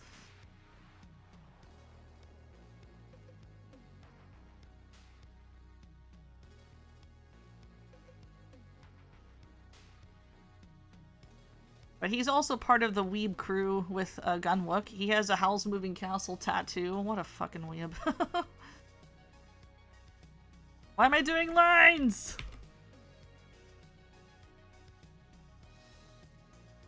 See, this is why I'm, like, an insane person, and I usually draw using just 2 or just 1, like, layer. Like, when doing regular digital art, because, well, let's just give him a round face. That's cuter. Because then I just end up drawing on, like, all of the wrong layers, and I'm just like, then what was the point? What was the point even of just separating out these layers so nicely? I'm just gonna draw all on the same layer anyway. God, no gods, no masters, no layers, we draw like men. Yeah, I remember like a couple of years back or so, there was this challenge going around and people were just like, oh my god, it's so hard, where they're just like, just draw on 1 layer. And they were just like, oh no, you can only use 1 layer to draw, drawing on top of things, and I was just like, you mean you don't draw all on the same layer? The reason is because, chat, is because the way that I draw, like with digital art, is unnatural, and frankly, un-Christ-like. Yeah, it's because, like, I do everything traditionally first. Like, I draw all the line work traditionally, ink traditionally, then I throw it in a computer, and then I make it look like it's 100% digital art. I do all, like, the coloring and stuff from there, because it's easy.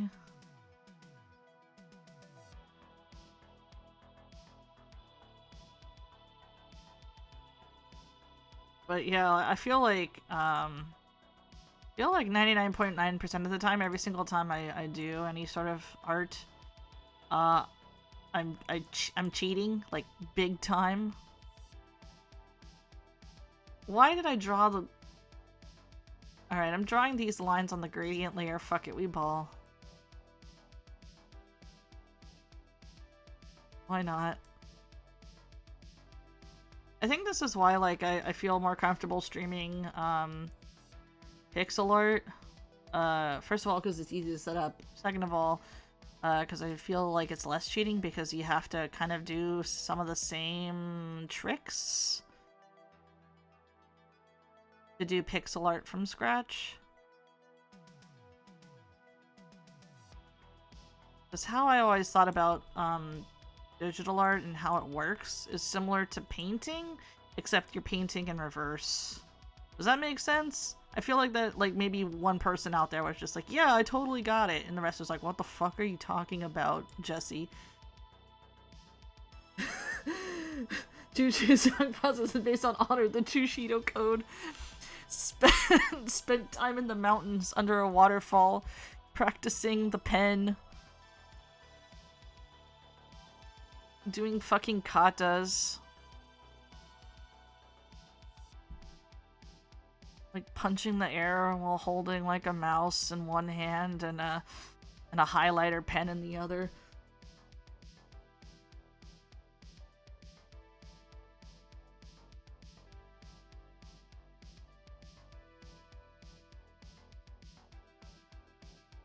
Yeah, the AI Scourge won't get me because they'll take one look at this shit and just be like, oh my god, we can't sample this. It's too unholy.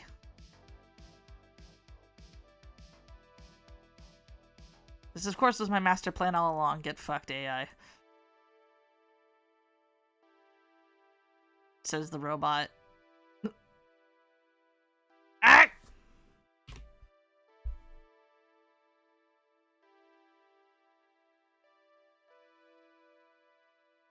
Alright. Training with monks who've been doing digital art since Mario Paint.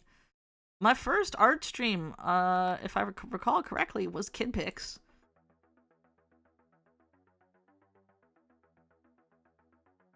And so that's like when I say that A Sprite is similar to Kid Pics, I mean it in a non-derogatory manner.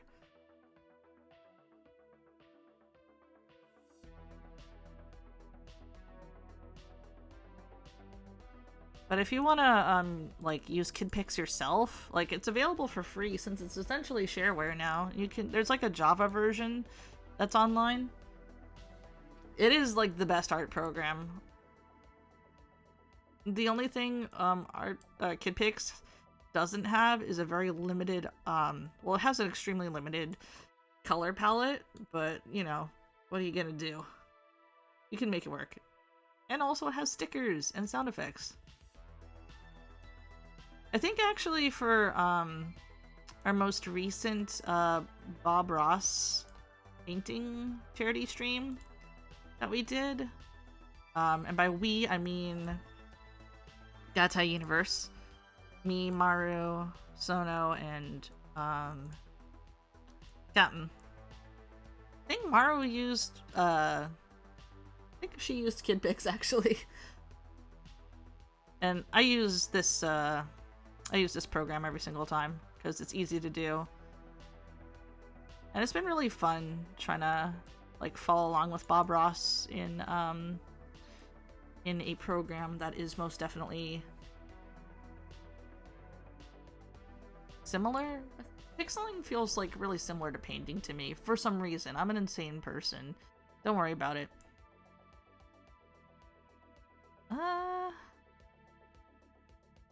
Okay. I think this looks good. So, I'm gonna grab this. Legally distinct Pikachu ears.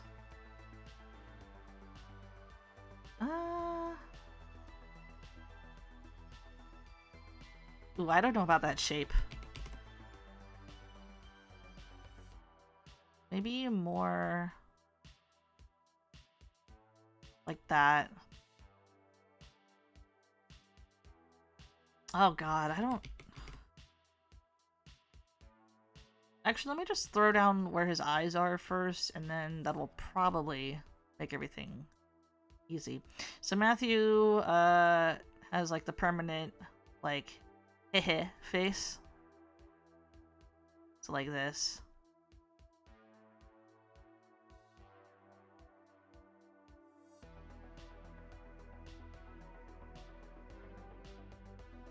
And he's got a beauty mark here. And then the Pop Team Epic mouth. That whoop, whoop, whoop.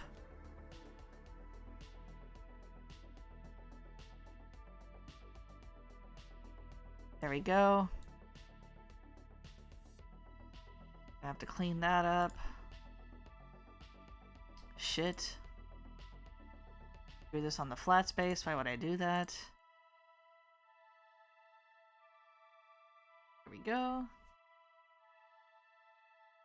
Oh, you did. Oh, hell yeah. Oh, this is also going to be my, my 1 minute warning to, like, I'm gonna have to hit another fucking ads button. Because I didn't realize... I think I am gonna try to take another hour or so. So, in about a minute, I'm gonna, unfortunately, have to... Oh, which is now. We got movie sign. So we're gonna quickly BRB for another 3 minutes. If you have ad block, uBlock Origin or whatever, you're good to go. For everybody else, oh my god, I'm so sorry. But yeah, see you in a bit.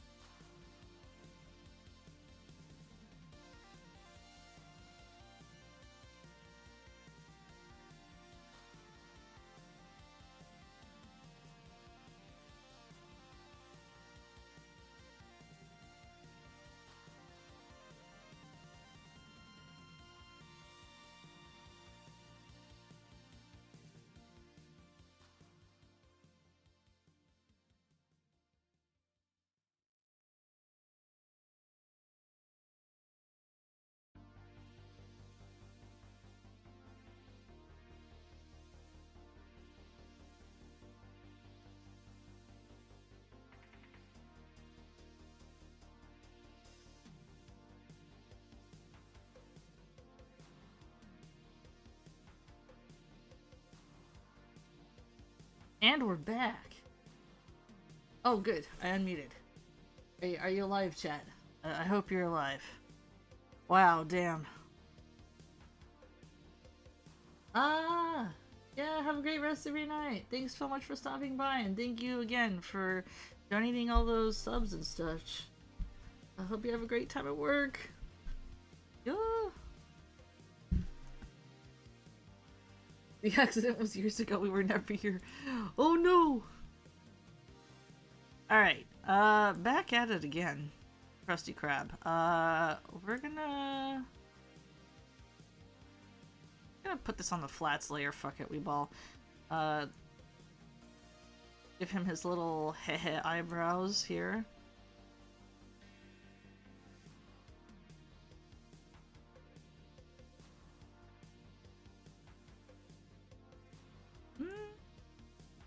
Probably should have used another brush. No,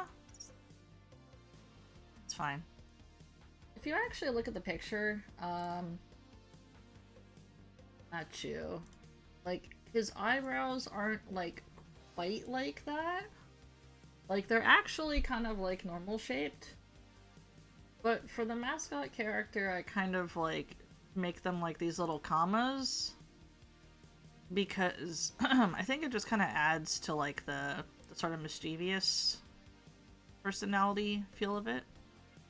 And that's pretty much, like, Matthew's whole thing. He's just the little guy. He was a complete menace.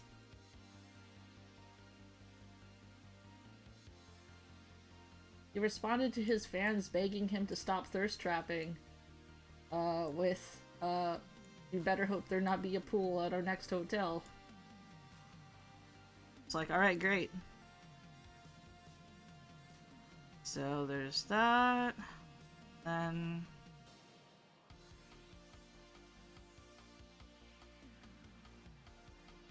I do the eyelash thing because I think it's cute.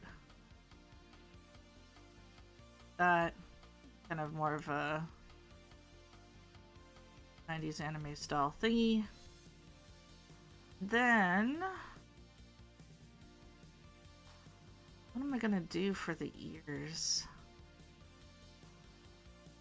Maybe something like this? Maybe. Oh god, I don't like how that looks. Maybe.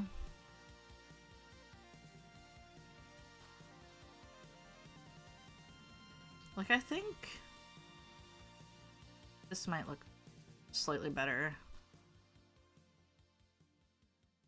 It still looks kind of weird. I don't know. I don't know.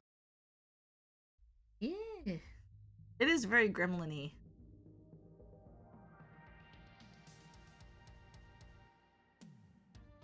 Oh, wait. I think I know what I want to do. I think I'm gonna just hit this with, like, a gradient. Because normally when I draw, the Matthew, the woo-woo mascot, I kind of just do, like, line hatching, you know? Sort of like this, and with the pen.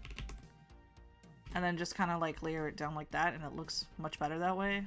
So, gonna just do that gradient.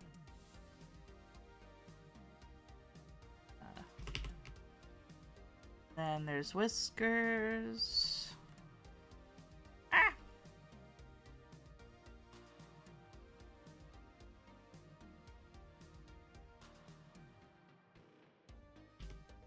Let's make it blue to fit, I think. Yeah. That way it's, like, less harsh. Yeah.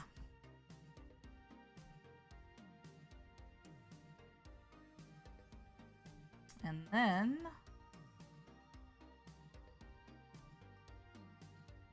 there we go.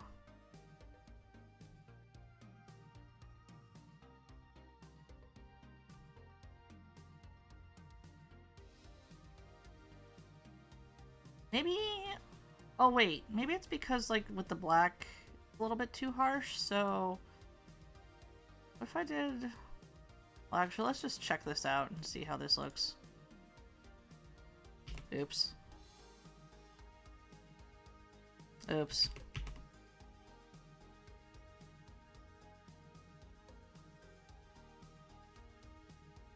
Do like more wavy shapes, and then I think. Bruh.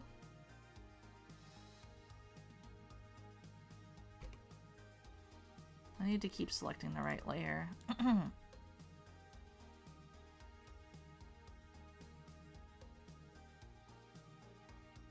Okay, that's...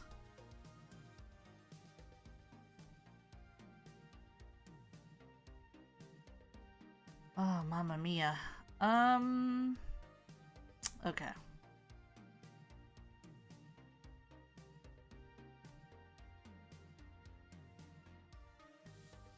I think actually I'm gonna just use like put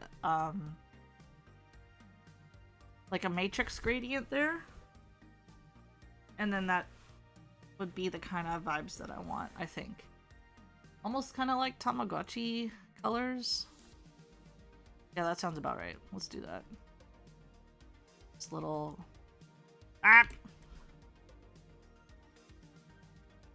we'll pause here.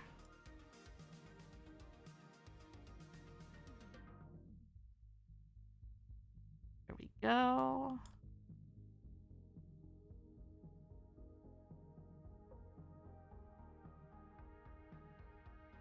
Go. The tail doesn't look quite connected, but I don't want to like bring it between the legs because that'll look kind of weird.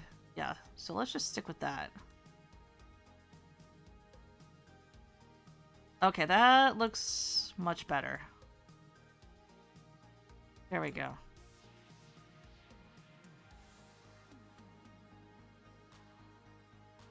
And then it has kind of like a little bag.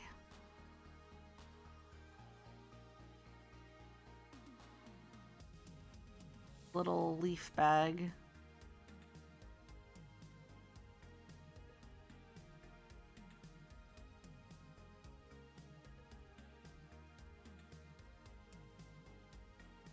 This. We'll make it like a leaf. Like this.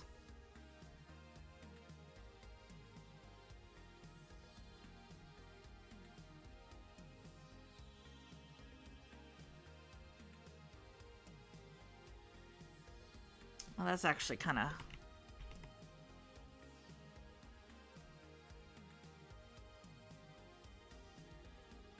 Don't want to make it like too noticeable.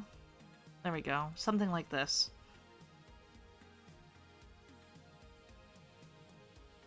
Then we're going to erase these lines. There we go. Cool.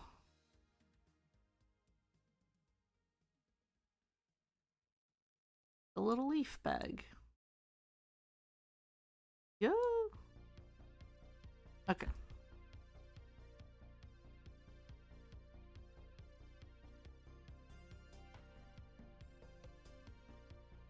Go, and then like the tie ribbon like right here.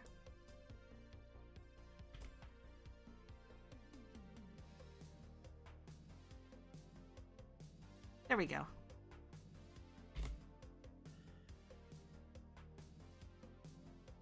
Cool. Gonna move down to flats, and then we're just gonna 5 and then do like a lighter color.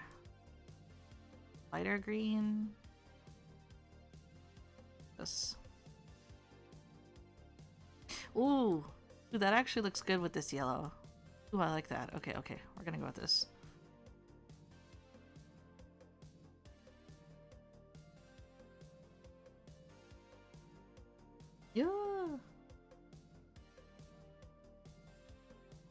Yeah. Yeah. This kind of like color combination where it's like this like bright electric blue, it's kind of mustard yellow, and then these kind of like faded seafoam green.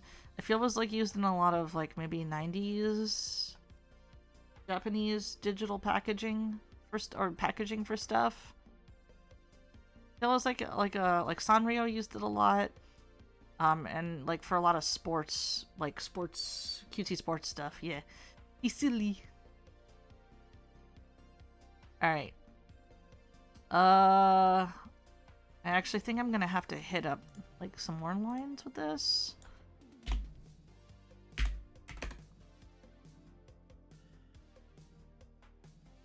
Let's see here.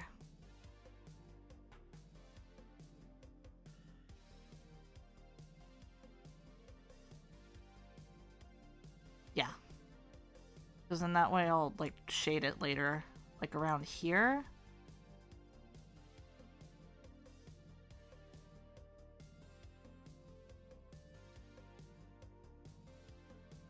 Yeah, that looks right.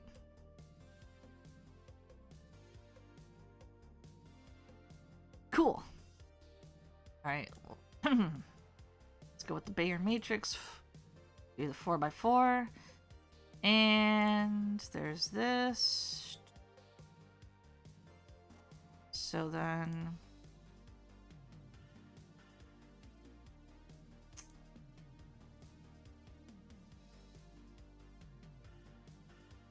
something like this, I think.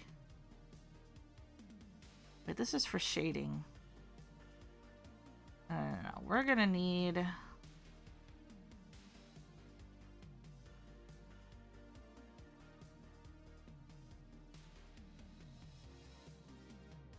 what's this one again? Copy that. Use that, and then this one.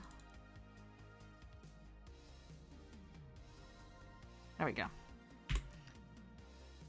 Cool. So now... that's a tough one. Although I think I can kind of fudge it. So actually the first step would be to not draw on the lines layer. That would be the first step. Okay. What I'm going to do is I'm going to kind of like fudge the shape. So like the only thing I really have to worry about is the outside.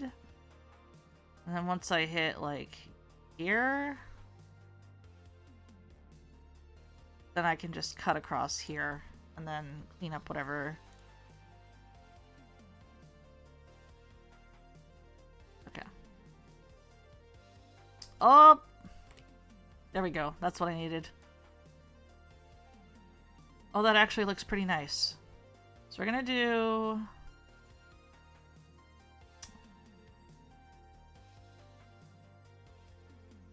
oh, that looks so good.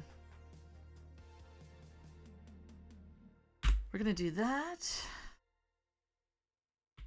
And then... just a matter of, cleaning that up. Yeah! Okay, I'm glad I went with that, because I think the flat color wasn't quite doing. And that's like a little bit more interesting, I think, too.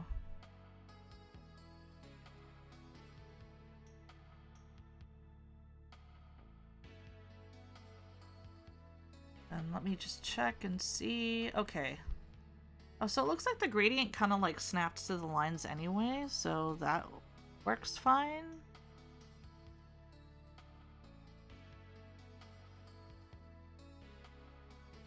This pixel here looks a little weird though, so I'm gonna just do that. Okay. Fix that. Hell yeah. Oh, that looks so good.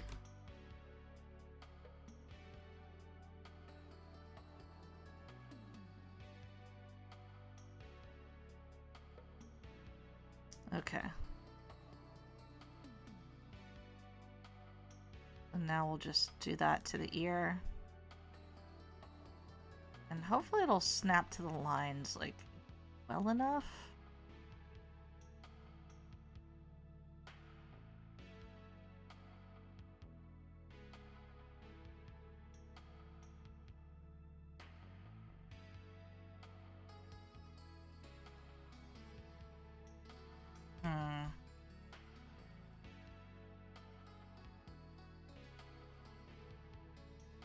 I think coming from the top down would be good. Yeah, there we go. Okay. So there's some depth there. Or shading. Oh, yeah, okay, okay. Now we're cooking. Now we're cooking. Always love your art. Oh, thank you. Thank you so much.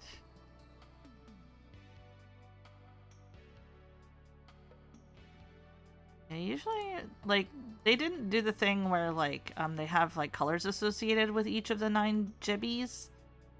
The colors that, like, the band overall are associated with are pink and blue. Dark, or the electric blue,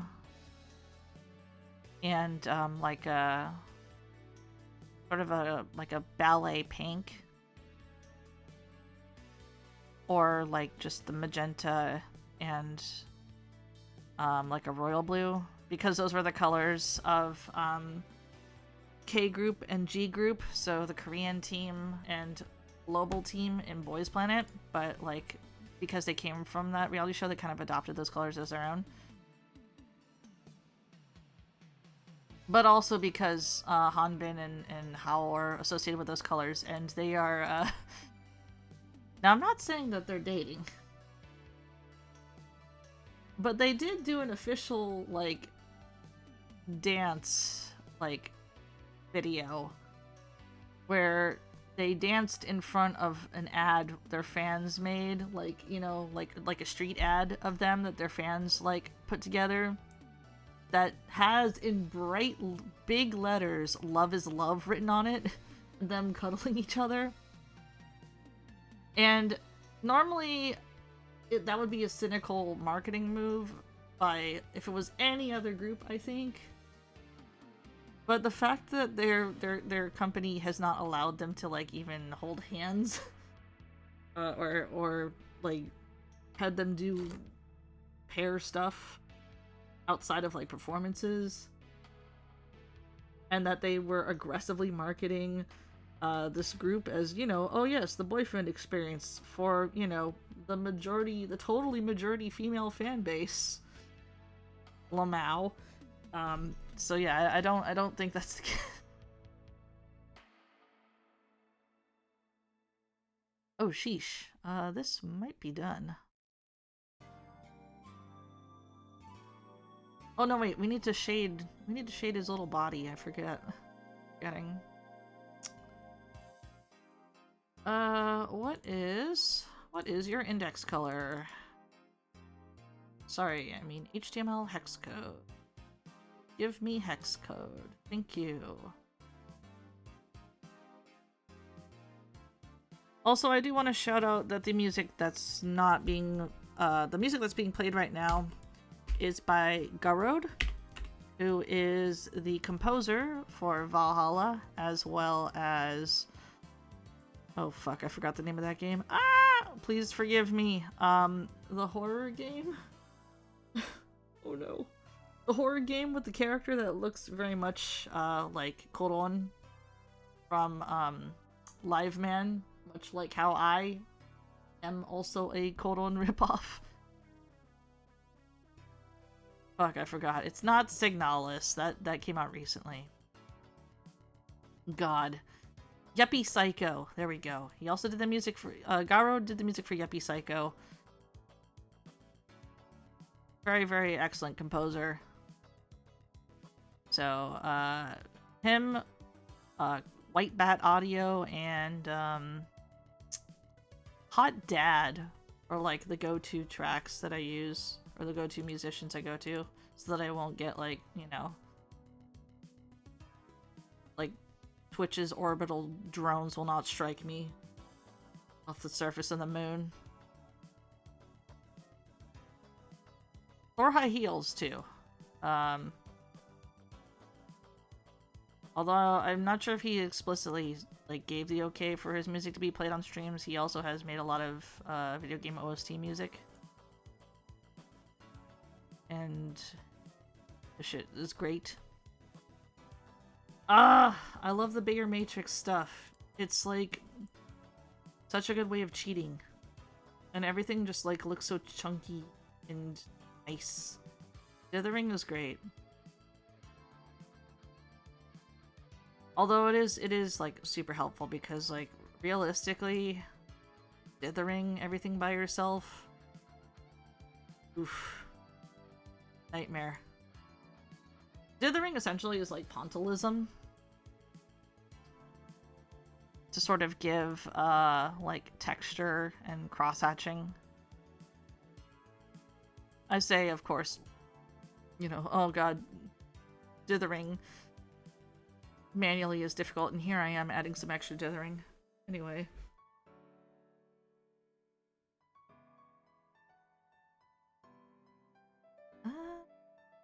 Then we'll...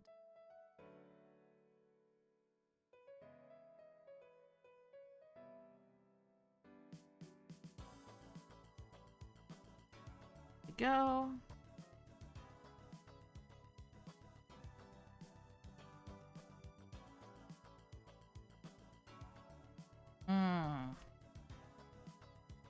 I actually should have selected that better. Just gonna go like this. And this. There we go. There we go.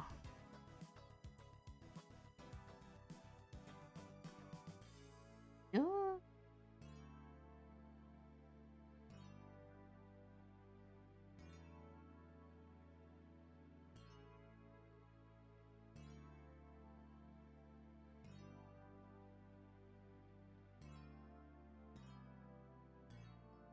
So I'm gonna just put a little bit more shading on like the legs and under the chin, and I think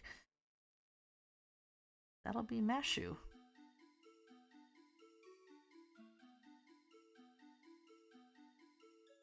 Go.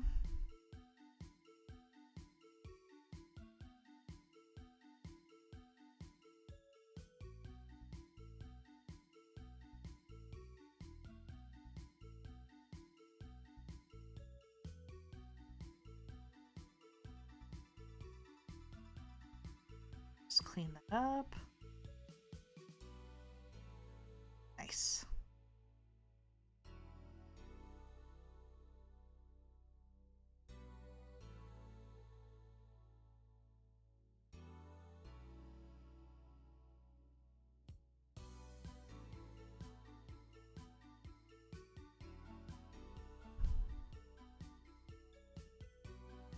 Try something like this.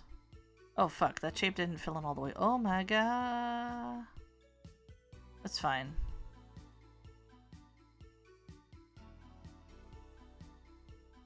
Okay.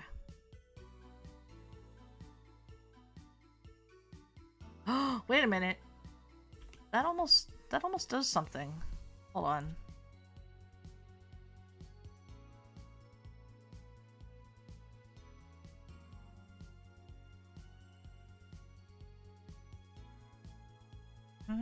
I don't know.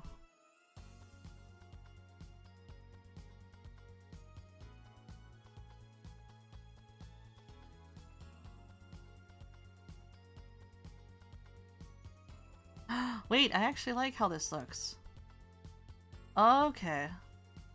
Huh. And then I'll just clean that up like that.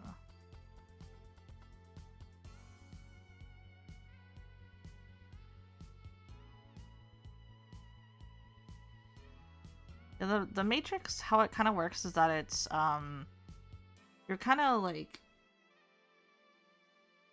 rotating, like I guess the best way to think about it is if it was like a screen print and it's like a big brush and you're kind of like like a big long straight sort of line that you're trying to rotate.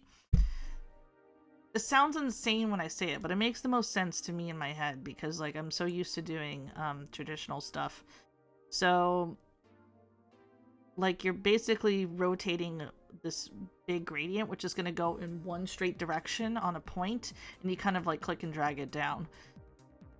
Where one side's going to be darker, where the point is where the side is going to be darker, and then when you extend it, when you drag it and extend it out, it sort of like filters out that way. Does that make any sense? I'm just kind of saying stuff to say stuff. It's not like I'm a like an artist that actually knows what they're talking about. Like, I am an artist. Let's not get this wrong. I'm not somebody who's gonna say, "Oh no, I'm not an artist. I could never be an artist. Sigh. I wish I could draw." No, I know how to do that. I am an artist. I'm not an artist who can articulate stuff in a big fancy word way. It's all with like my gut instinct. Also, hello Coleman. You.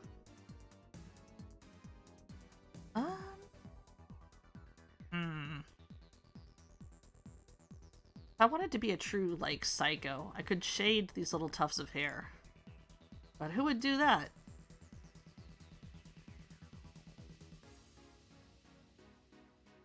Me, that's who. Alright. So for this one... Already the wrong direction.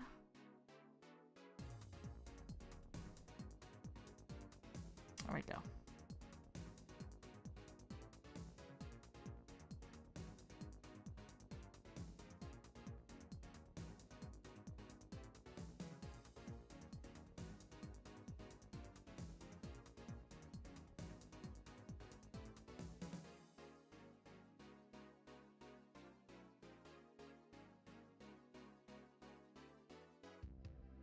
Nice.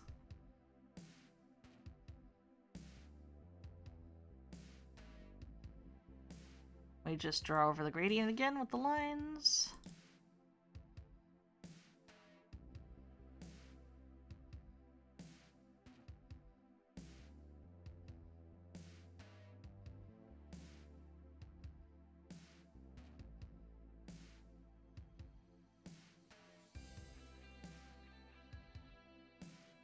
Actually,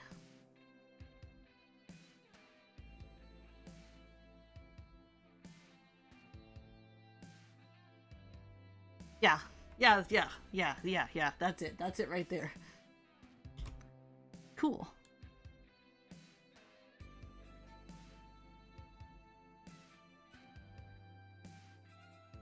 And there's Matthew. Oh my god. Almost 3 hours and we got 2 out of the 9 down. What a roll! Alright. What I'm gonna do, chat, is I'm gonna go for... Let's see here.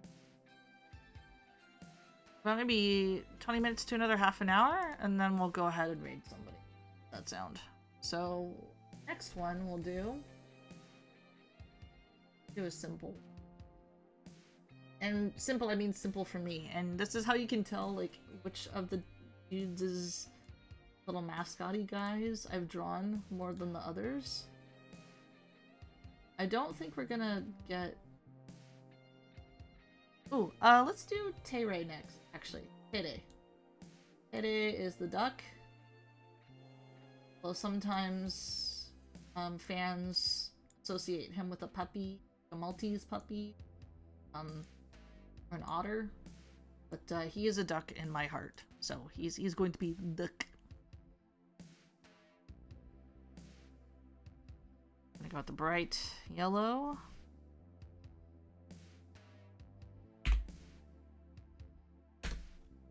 He is also small. The duo name for him and Matthew when they're like performing together, just hanging out together, is called Bungas, I think, or Bungas, which is spelled B-B-A-N-G-I-Z, and apparently, it's the Korean word for breads, so they're two little, as in they're two little breads, which is the cutest fucking thing. It's because they're also the shortest members in the group, and they're the same age. And so they bicker constantly.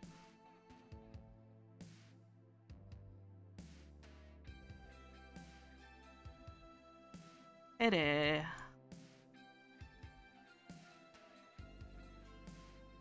Is draw Tere like is a rubber duck.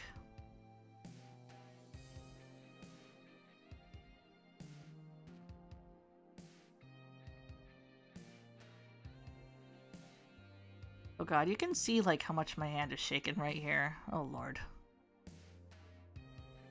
We're gonna actually ramp this up.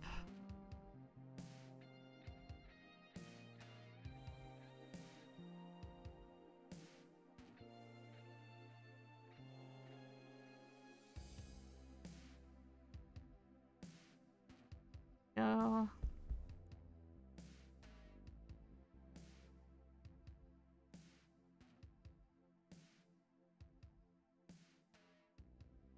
Kind of this sitting rubber duck shape here. This is also very easy to draw.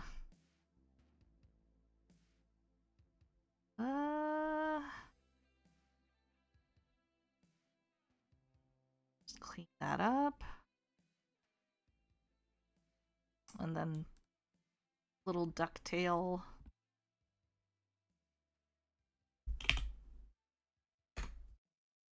Like right here.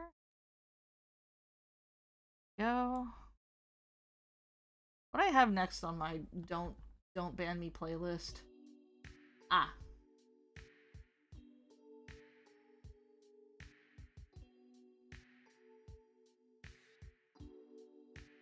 C. Hey, NJ Chef. Hello, hello. I'm drawing the Jebby's government assigned K-pop furry mascots, as you can see.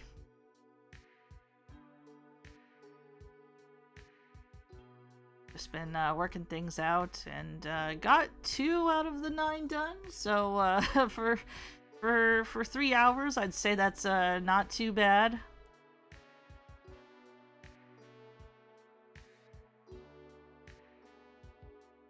Okay. I think I'm gonna just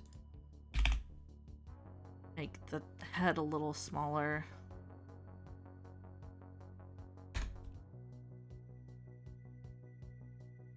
Oh, I drew this on the line space. Fuck me. I'm gonna just have to deal with it. This is my life now.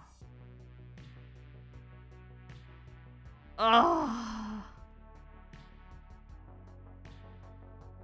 Wait a minute. Can I be lazy? Can I be extremely lazy? I'm gonna be very lazy right now, chat. Hold on.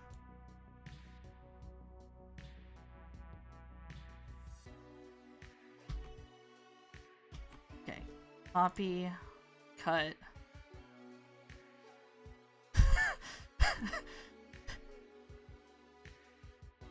Oh! Hell yeah. That's the best thing about art. You can always cheat.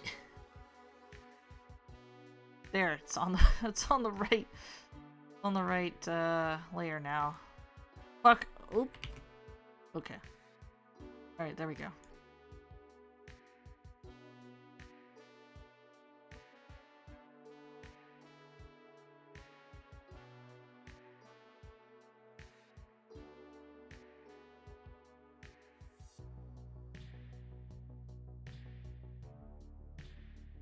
There we go.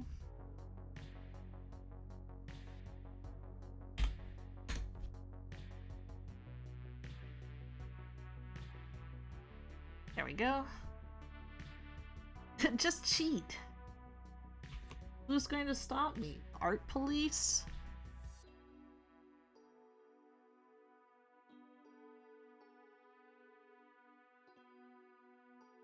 There we go. That's about the right size. Yeah, I love drawing Tere's duck because it is just so cute. And it's also like the easiest to draw for me, honestly. And it uses a lot of bright primary colors, which is why he's associated with the duck, because he likes bright primary colors and red.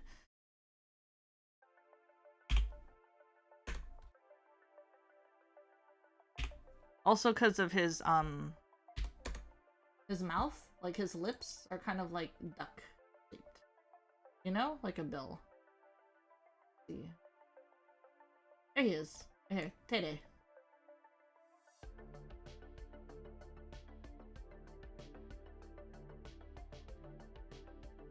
Also, he has the most angelic voice. Like, seriously. You have, even if you don't, like, watch, like, their music videos, which you should, or their live performances, which you should. If you just look up a compilation of Tere's, singing, it's incredible. So we're gonna... This...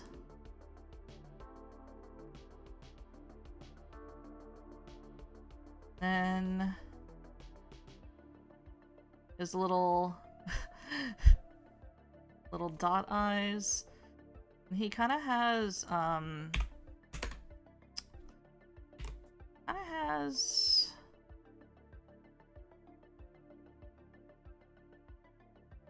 like, his eyebrows are normally, like, kind of like this. But since it's a mascot, I'm just gonna do the shape, which is like he kind of has like this worried, almost like this. And then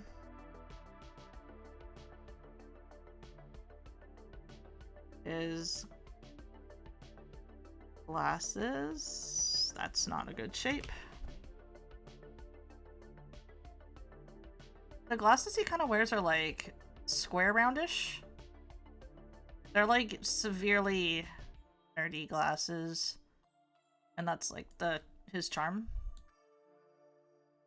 It kind of looks weird like that though. I think I'm gonna have to just exaggerate it so I can just do something like this.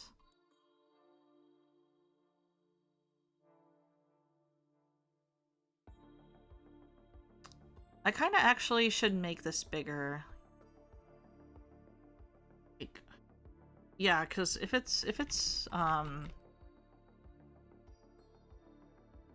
I don't want this weird tangent, so I'm gonna make this go off the face. Like this.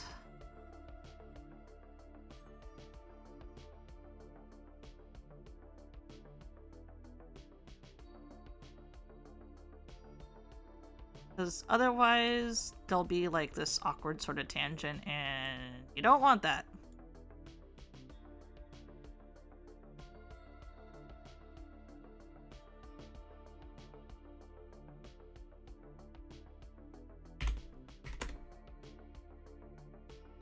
And if this wasn't like pixel art, what I would be doing is that if it was a digital piece, I would be doing like a transparent layer, a slightly transparent layer of like white, so you get that glass effect.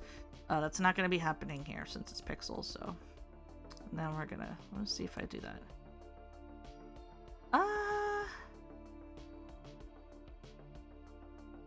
Yeah, let's just have it like this. The nose piece there. Yeah, looks cute.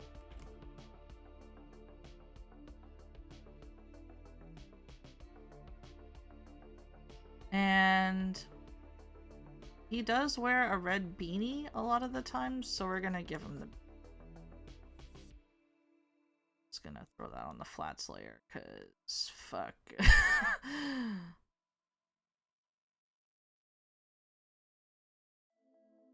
See here.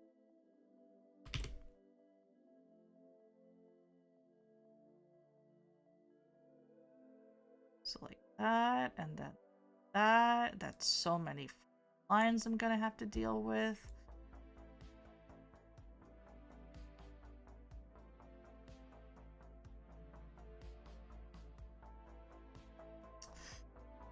I don't know. Well, actually, wait, since it's on the flats layer, I can just kind of make the shape of it and then fudge the lines afterwards. I think that's the best way to do it. Yeah. Something like this. There we go.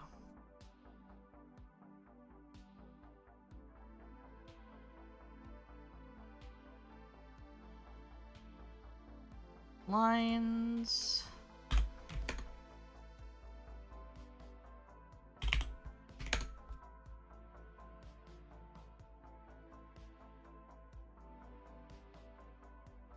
Ugh. There's a lot of tangents I gotta be careful with here. Jesus. Okay. So how about I do this? Yes. Or not blue. I did this white.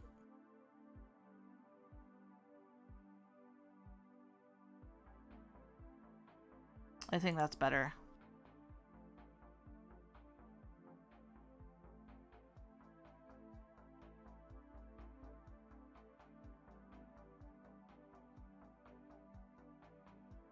Yeah. Okay.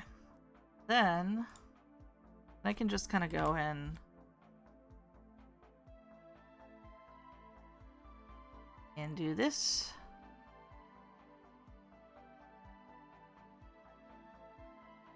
Yeah, again, this is why I think that pixel art and painting kind of has a lot in similar traditional painting. Because you are just layering colors on top of each other and you have to think in terms of shapes as opposed to line art.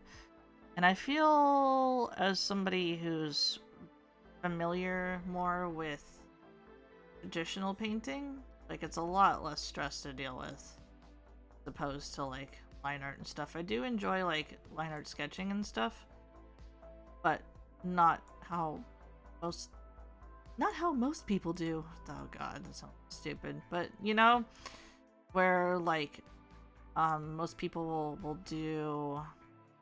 Do I want to use like full white for that? I don't. Most people will like kind of go with like pencils and like get very precious about details and rendering. When it comes to like line art and stuff, and then for me, it's just like I'm not really much about. I'm not really into that. I'm more about like roughing out the stuff and then defining the shapes later.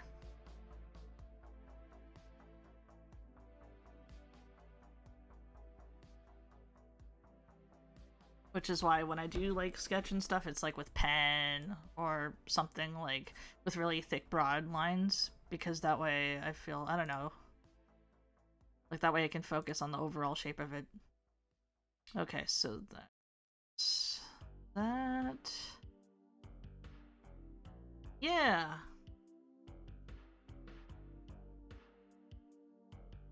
It's kind of like the same distribution of lines with the brim at the top, which is a little weird, but... nah. You can fudge it like that. That looks like less. Okay, how much time do I got?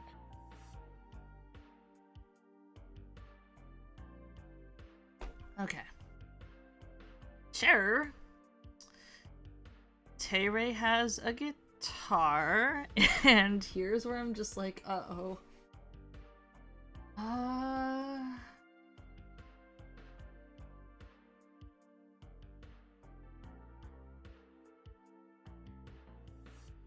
It's like a acoustic guitar, so we're gonna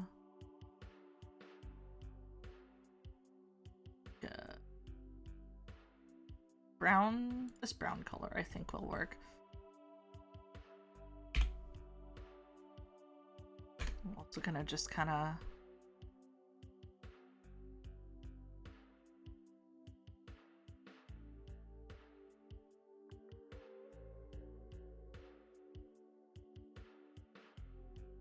I should probably get a reference photo.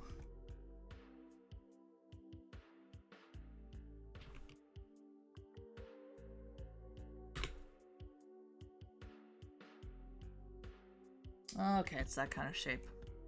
Sure.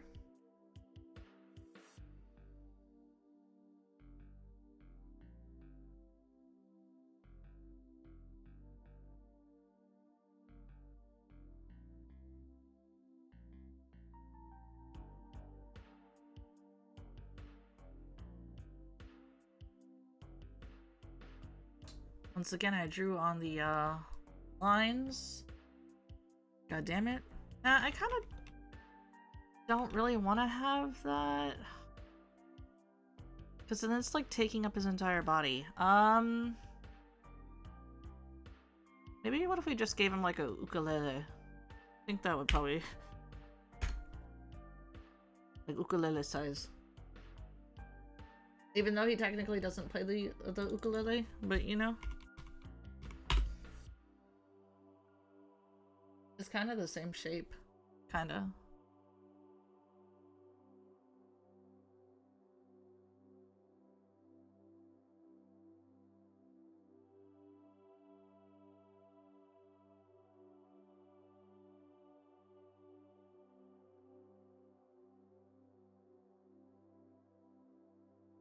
It kind of reminds me of like those rubber ducks that are made of different characters and such. Put this on the flats base. Like what was it? When when they made those Ryuga Gotoku rubber ducks with Kiryu and Majima holding like the street light. Saejima too, I think. It was so weird looking. Like, I think you can make a cute rubber duck merchandise of RGG characters. But the way that they did that, for the official merch that they did was so weird. It kind of reminded me of, was it the art style of,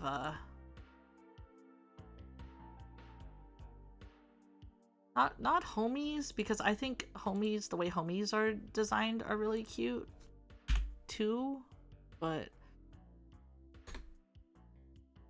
I don't know, it was like weirdly American comic booky, you know what I mean? Or there's just too much detail. Like if you want something to be cute, it doesn't have to have like so much detail in it. Like the less the better. Yeah. Let's see here.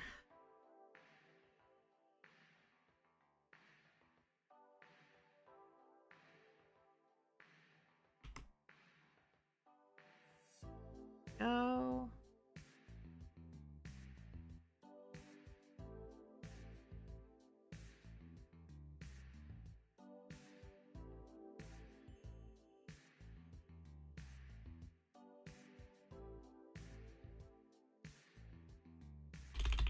The rest is just lines. Sheesh.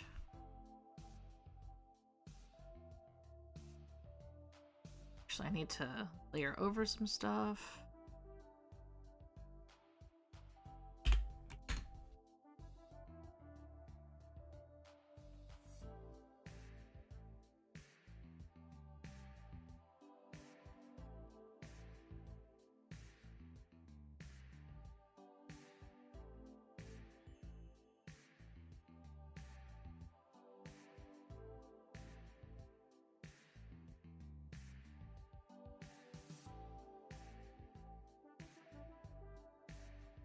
Okay. Not too bad.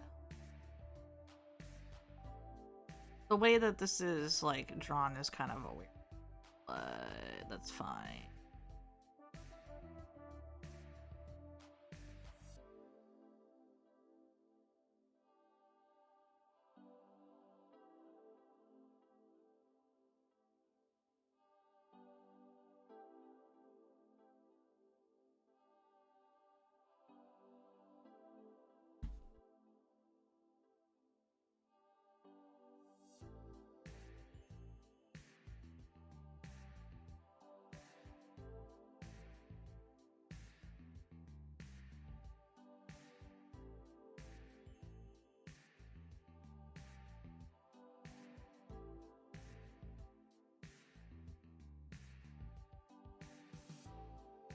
Here we go.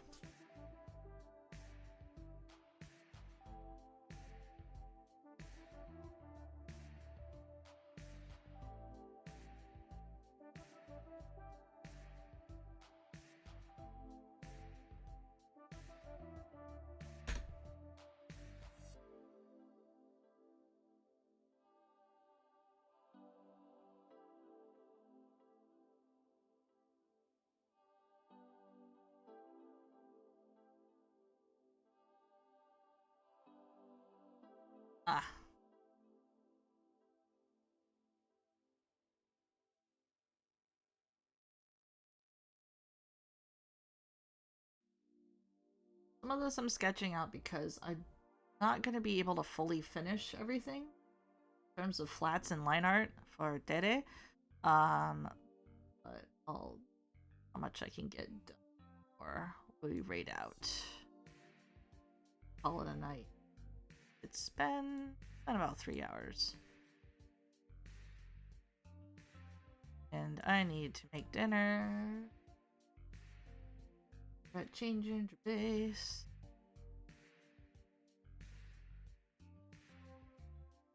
Whoa, that line was drawn so good. Good job, me. Thought that I wasn't gonna make it for a while.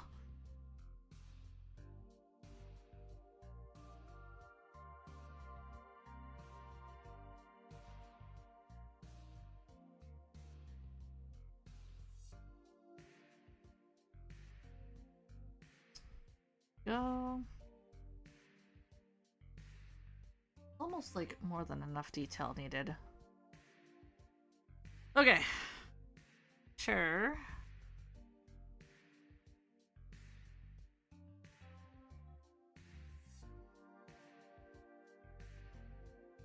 Ah.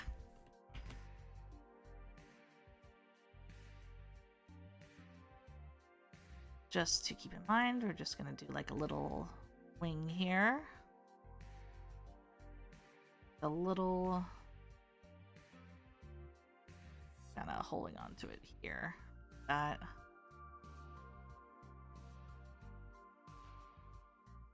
Just cut that in there and do a little cut in here. There we go. Oh, that's so cute. Okay. But we'll have to leave, like, the rest for next time. What time am I at? We got, like, 4 minutes. Alright.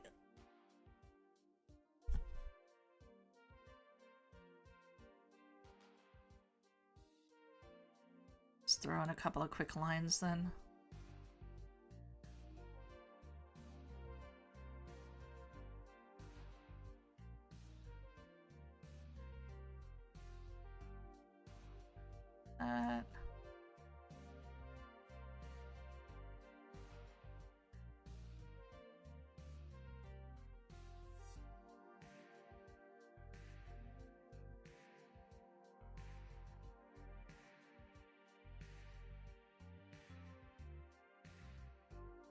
Here.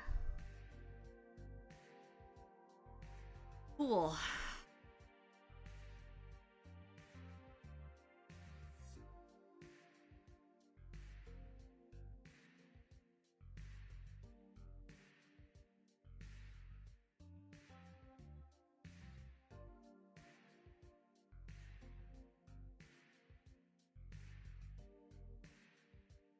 Ooh.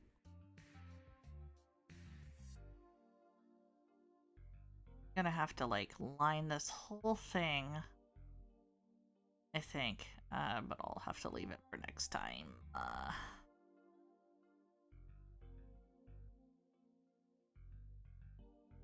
Oh, why did I put it on the flats layer again? That's okay. Don't worry about it. Oh, speaking of don't worry about it. Let me just go ahead and call it for right now. We have enough time to raid before Twitch goes, play another ad! I won't. But thank you everybody for sticking along with me. It looks like we got Gunwook and Matthew done today. And made a little bit of progress on Dede. So that's like 2.5 out of 9. Not bad, not bad. Definitely gonna have to come back to this. And then, because I do want to have it done in time before Zerobaseone's Japan promotions, which are going to be in March. Definitely we'll be able to finish it before then. But yeah. Thanks everybody for sticking with me tonight while I figured out a lot of things. This is my first stream as an affiliate. Thank you once again, Ghost Mori, for the gifted subs. Holy shit. As well as the subscription as well, and everyone who followed. Mokoi for the raid. Let me just go ahead and see whomst we can find live right now. Who is live?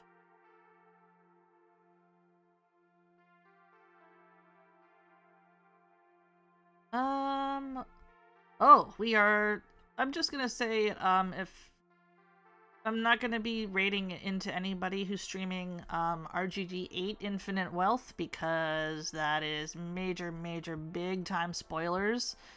So none of those. Let me just go ahead and see whomst I can find. Who's live? Everybody's live.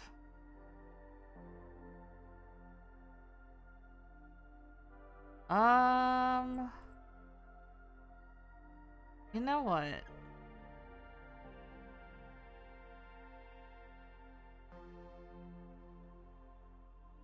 I'm gonna go ahead and raid into... Oh yeah, let's do that.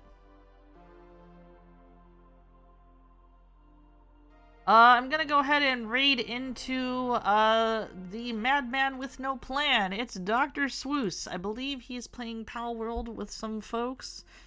Let me just go ahead and see here. Raid. It's actually rare that Swoos and I are like streaming at the same time, so that's why I'm raiding into him. Yes, looks like the good doctor is crafting and mining. So there we go. Oh shit, hold on.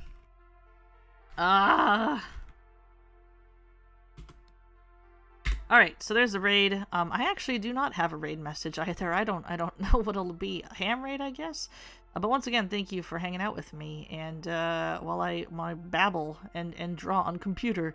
Oh shit, that's right. Next week Sunday, I'm gonna be over at Strubly's channel for World of Horror with Zalora. That's going to be at 5 p.m. PST. I will be late as usual, but I will be there. And Tuesday, either more drawing or something else. We'll figure it out. Let's go. All right. See ya.